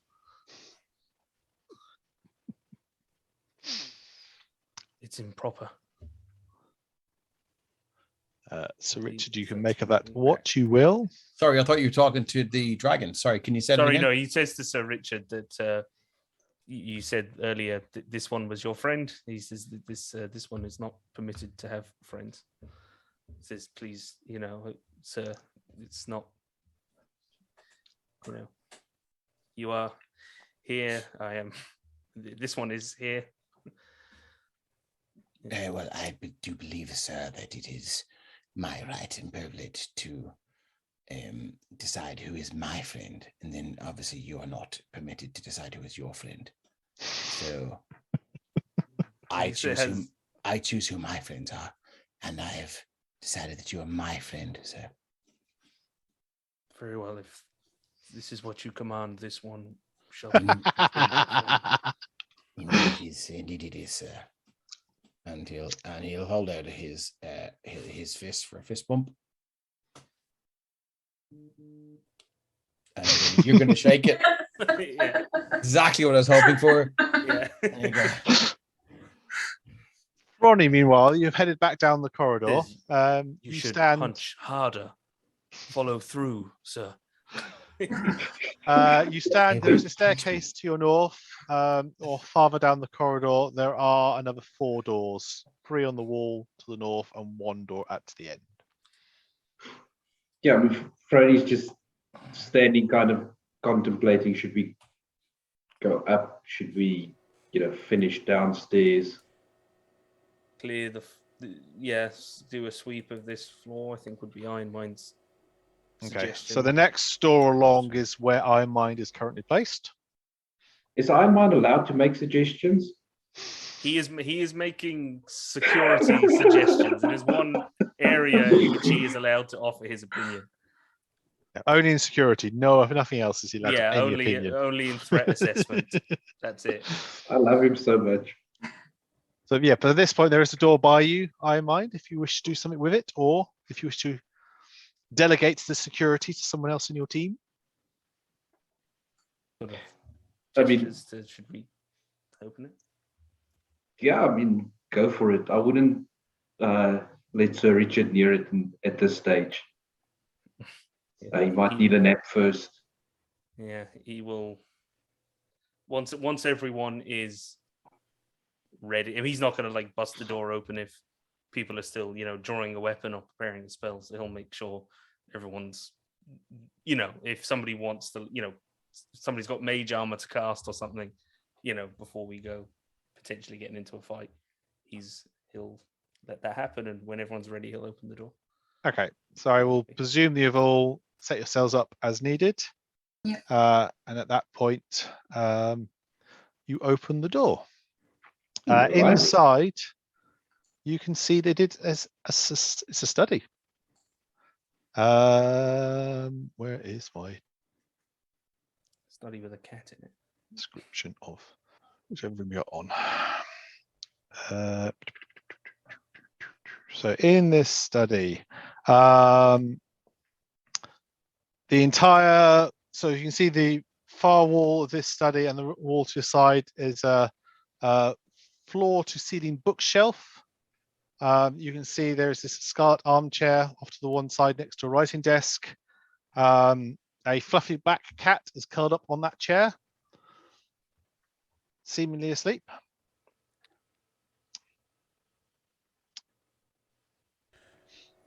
As you two enter, the cat will sit up and meow, meow, and will then jump down and will head towards Iron Mind. It's going to start trying to rub itself up against your legs.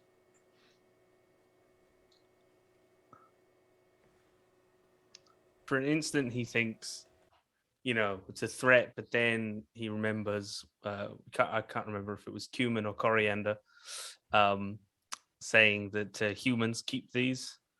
And he really wishes he knew what petting, well, I suppose he's not stupid, so he's familiar with the concept of petting. He does have +3 intelligence. So he sort of, kind of gets down and tries to pet it. It's a bit Make awkward. me an animal handling check.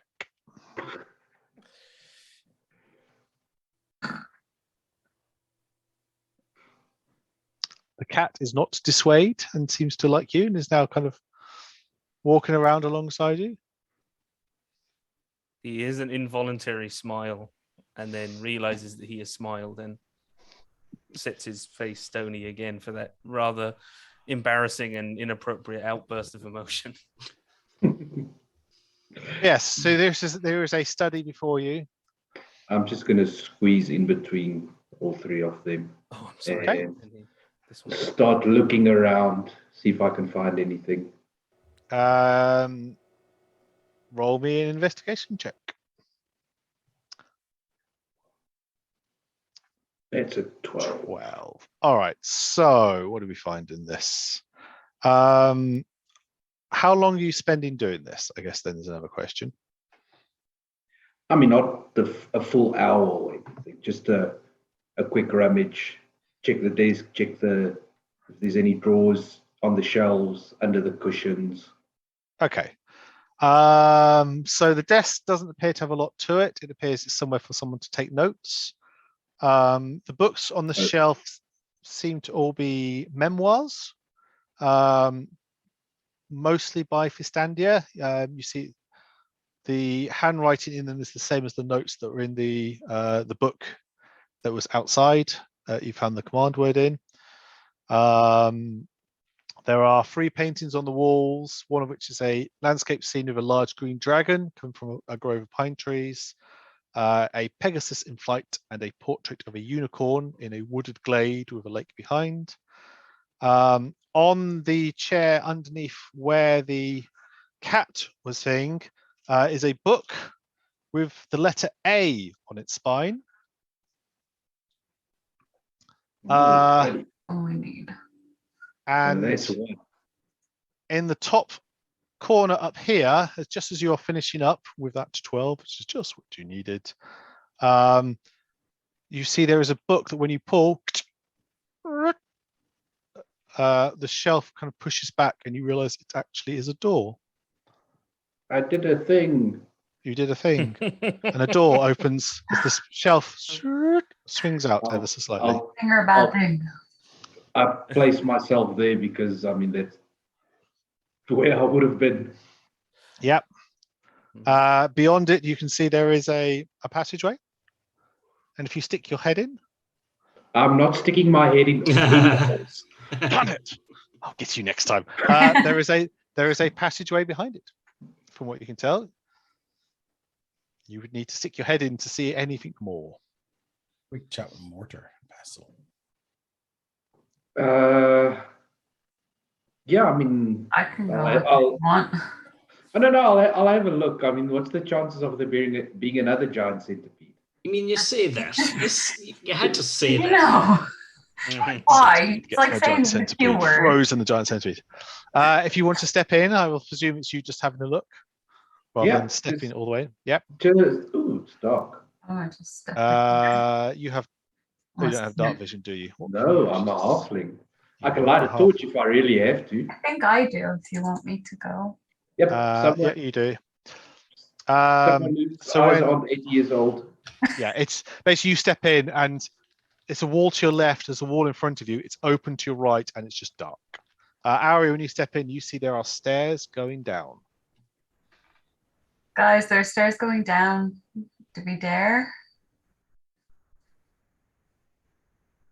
I mean, down last time got us quite a bit of gold.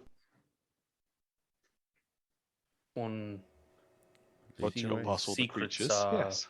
Sure. secrets are kept either far below or high above. Never hide your stuff wherever they think you should hide it. I have a quick chat with Mortar. Yes. I think I'm going to end it at this point in a moment, but you can have a quick Okay. chat now while they've all found this. Yeah, well, they're all Stairway. in there. Sir Richard, like, well, my friend, rather no awkward question. My posterior feels quite painful, and I was wondering if you wouldn't mind if I divested myself of my pants. Would you tell me how bad it looks down there? Because I cannot see it. Oh yeah. Yes, I can. No problem doing that. Okay, well, please don't would you mind closing that door to your left? You go up and shut the door. But Oh, like he won't shut door? it. He'll crack it open. Rather apt. Yes. And he'll pull his pants in. It seems rather breezy down here, and I feel like I'm not sure. Could you tell me, is everything all right? And his head is on his hand now, and he's like looking down. He's like, is everything? Fronny, Brew, and Ari, you actually, I mind you there. You notice the door is pushed to at this point. What are they doing? He's like, is everything One's look not sure. I'll go functional from the outside? So before Iron Mind steps out, what Richard, what are Mortar Are you and all Pestle? right? Mortar and Pestle, what state are you in? No, So in like I 6 mean, seconds, this will be funny. he's like he's a man of science. Like he's curious about medicine and all that. Do I need to roll anything or? I mean, you can roll me a medicine check should you so desire. I'm actually not. What I'm gonna do is, Marshall will be like, yes. You'd be happy to know I have seen verse, but I have a spell that might make you feel a little better. If that. Very well. What does it do? Well, it won't alleviate most of the pain, but you will feel a little better after it. I mean, sir. Very well. Count me 100. I will feel a little better after it. I mean 100%, sir. Do what thou will. The only problem is it is the touch spell. Do you need to touch my posterior? Yes, yes, I would need to do that. Yeah. The afflicted area, as it were. Yes, I would. Yes. I mean, very well. Do your worst, sir. Okay. So Mortar is going to cast light on his ass, so it'll beam with a golden light for an hour. Iron Mind, you throw open the door. It feels warm, sir. It feels warm. As you see Mortar do this, and then the sun shines directly out of Sir Richard's ass. You'd have thought the sun shines from a full moon. Hey, It feels warm. It feels warm, sir. As you rightly said, sir, I definitely do not feel better. And of course, all of you in the right line on that study to see exactly what's glowing. Iron Mind just shouts back. What are they doing then? This one is confused. It's just cast. We're all confused. He asked me to make the pain in his buttocks feel better, so I make him feel better, slightly better. Very well. I can confirm I do not feel the remotest bit better, sir. Well, how's the say goes? You think the sun shines out your ass? Is that no, I do not, sir. But it is a phrase, I believe, and now it is. Oh, I see. It is quite literal. And on that note, that's the point we're going to leave it. As Sir Richard is bent over. Just for a second, can Sir Richard see? Can he discern what's happened, or make me? I mean, if he looks down, make me a perception check. Like, I mean, if we ever go into a dark area, all you have to do is pull down your pants. Glow in the dark house. I mean, definitely things are a lot brighter. And can he understand the reference of where, like, Mortar Pestle has said that he thinks the world that everything kind of shines out of his arse? Have you ever seen the light cantrip before? I guess is the question. Well, no. Does he get like the joke that they played on it? Yeah, that they played on it. How worldly is Sir Richard? I guess. No, yeah. Well, I mean, like, he would know that, like, 100%, and, like, honest to God, that his heart will be broken. Like he will be, when there's a kid amongst the playground of bullies that doesn't realize they're bullies. When he gets that, his heart will be shattered. In that case, if you believe he would be aware of that reference, then he would. Yeah. Okay. That is what happens. Yeah. Okay. I mean, that's good character development. He's really hurt. Well, if he's visibly hurt, he'll say, "I mean that in jest, of course."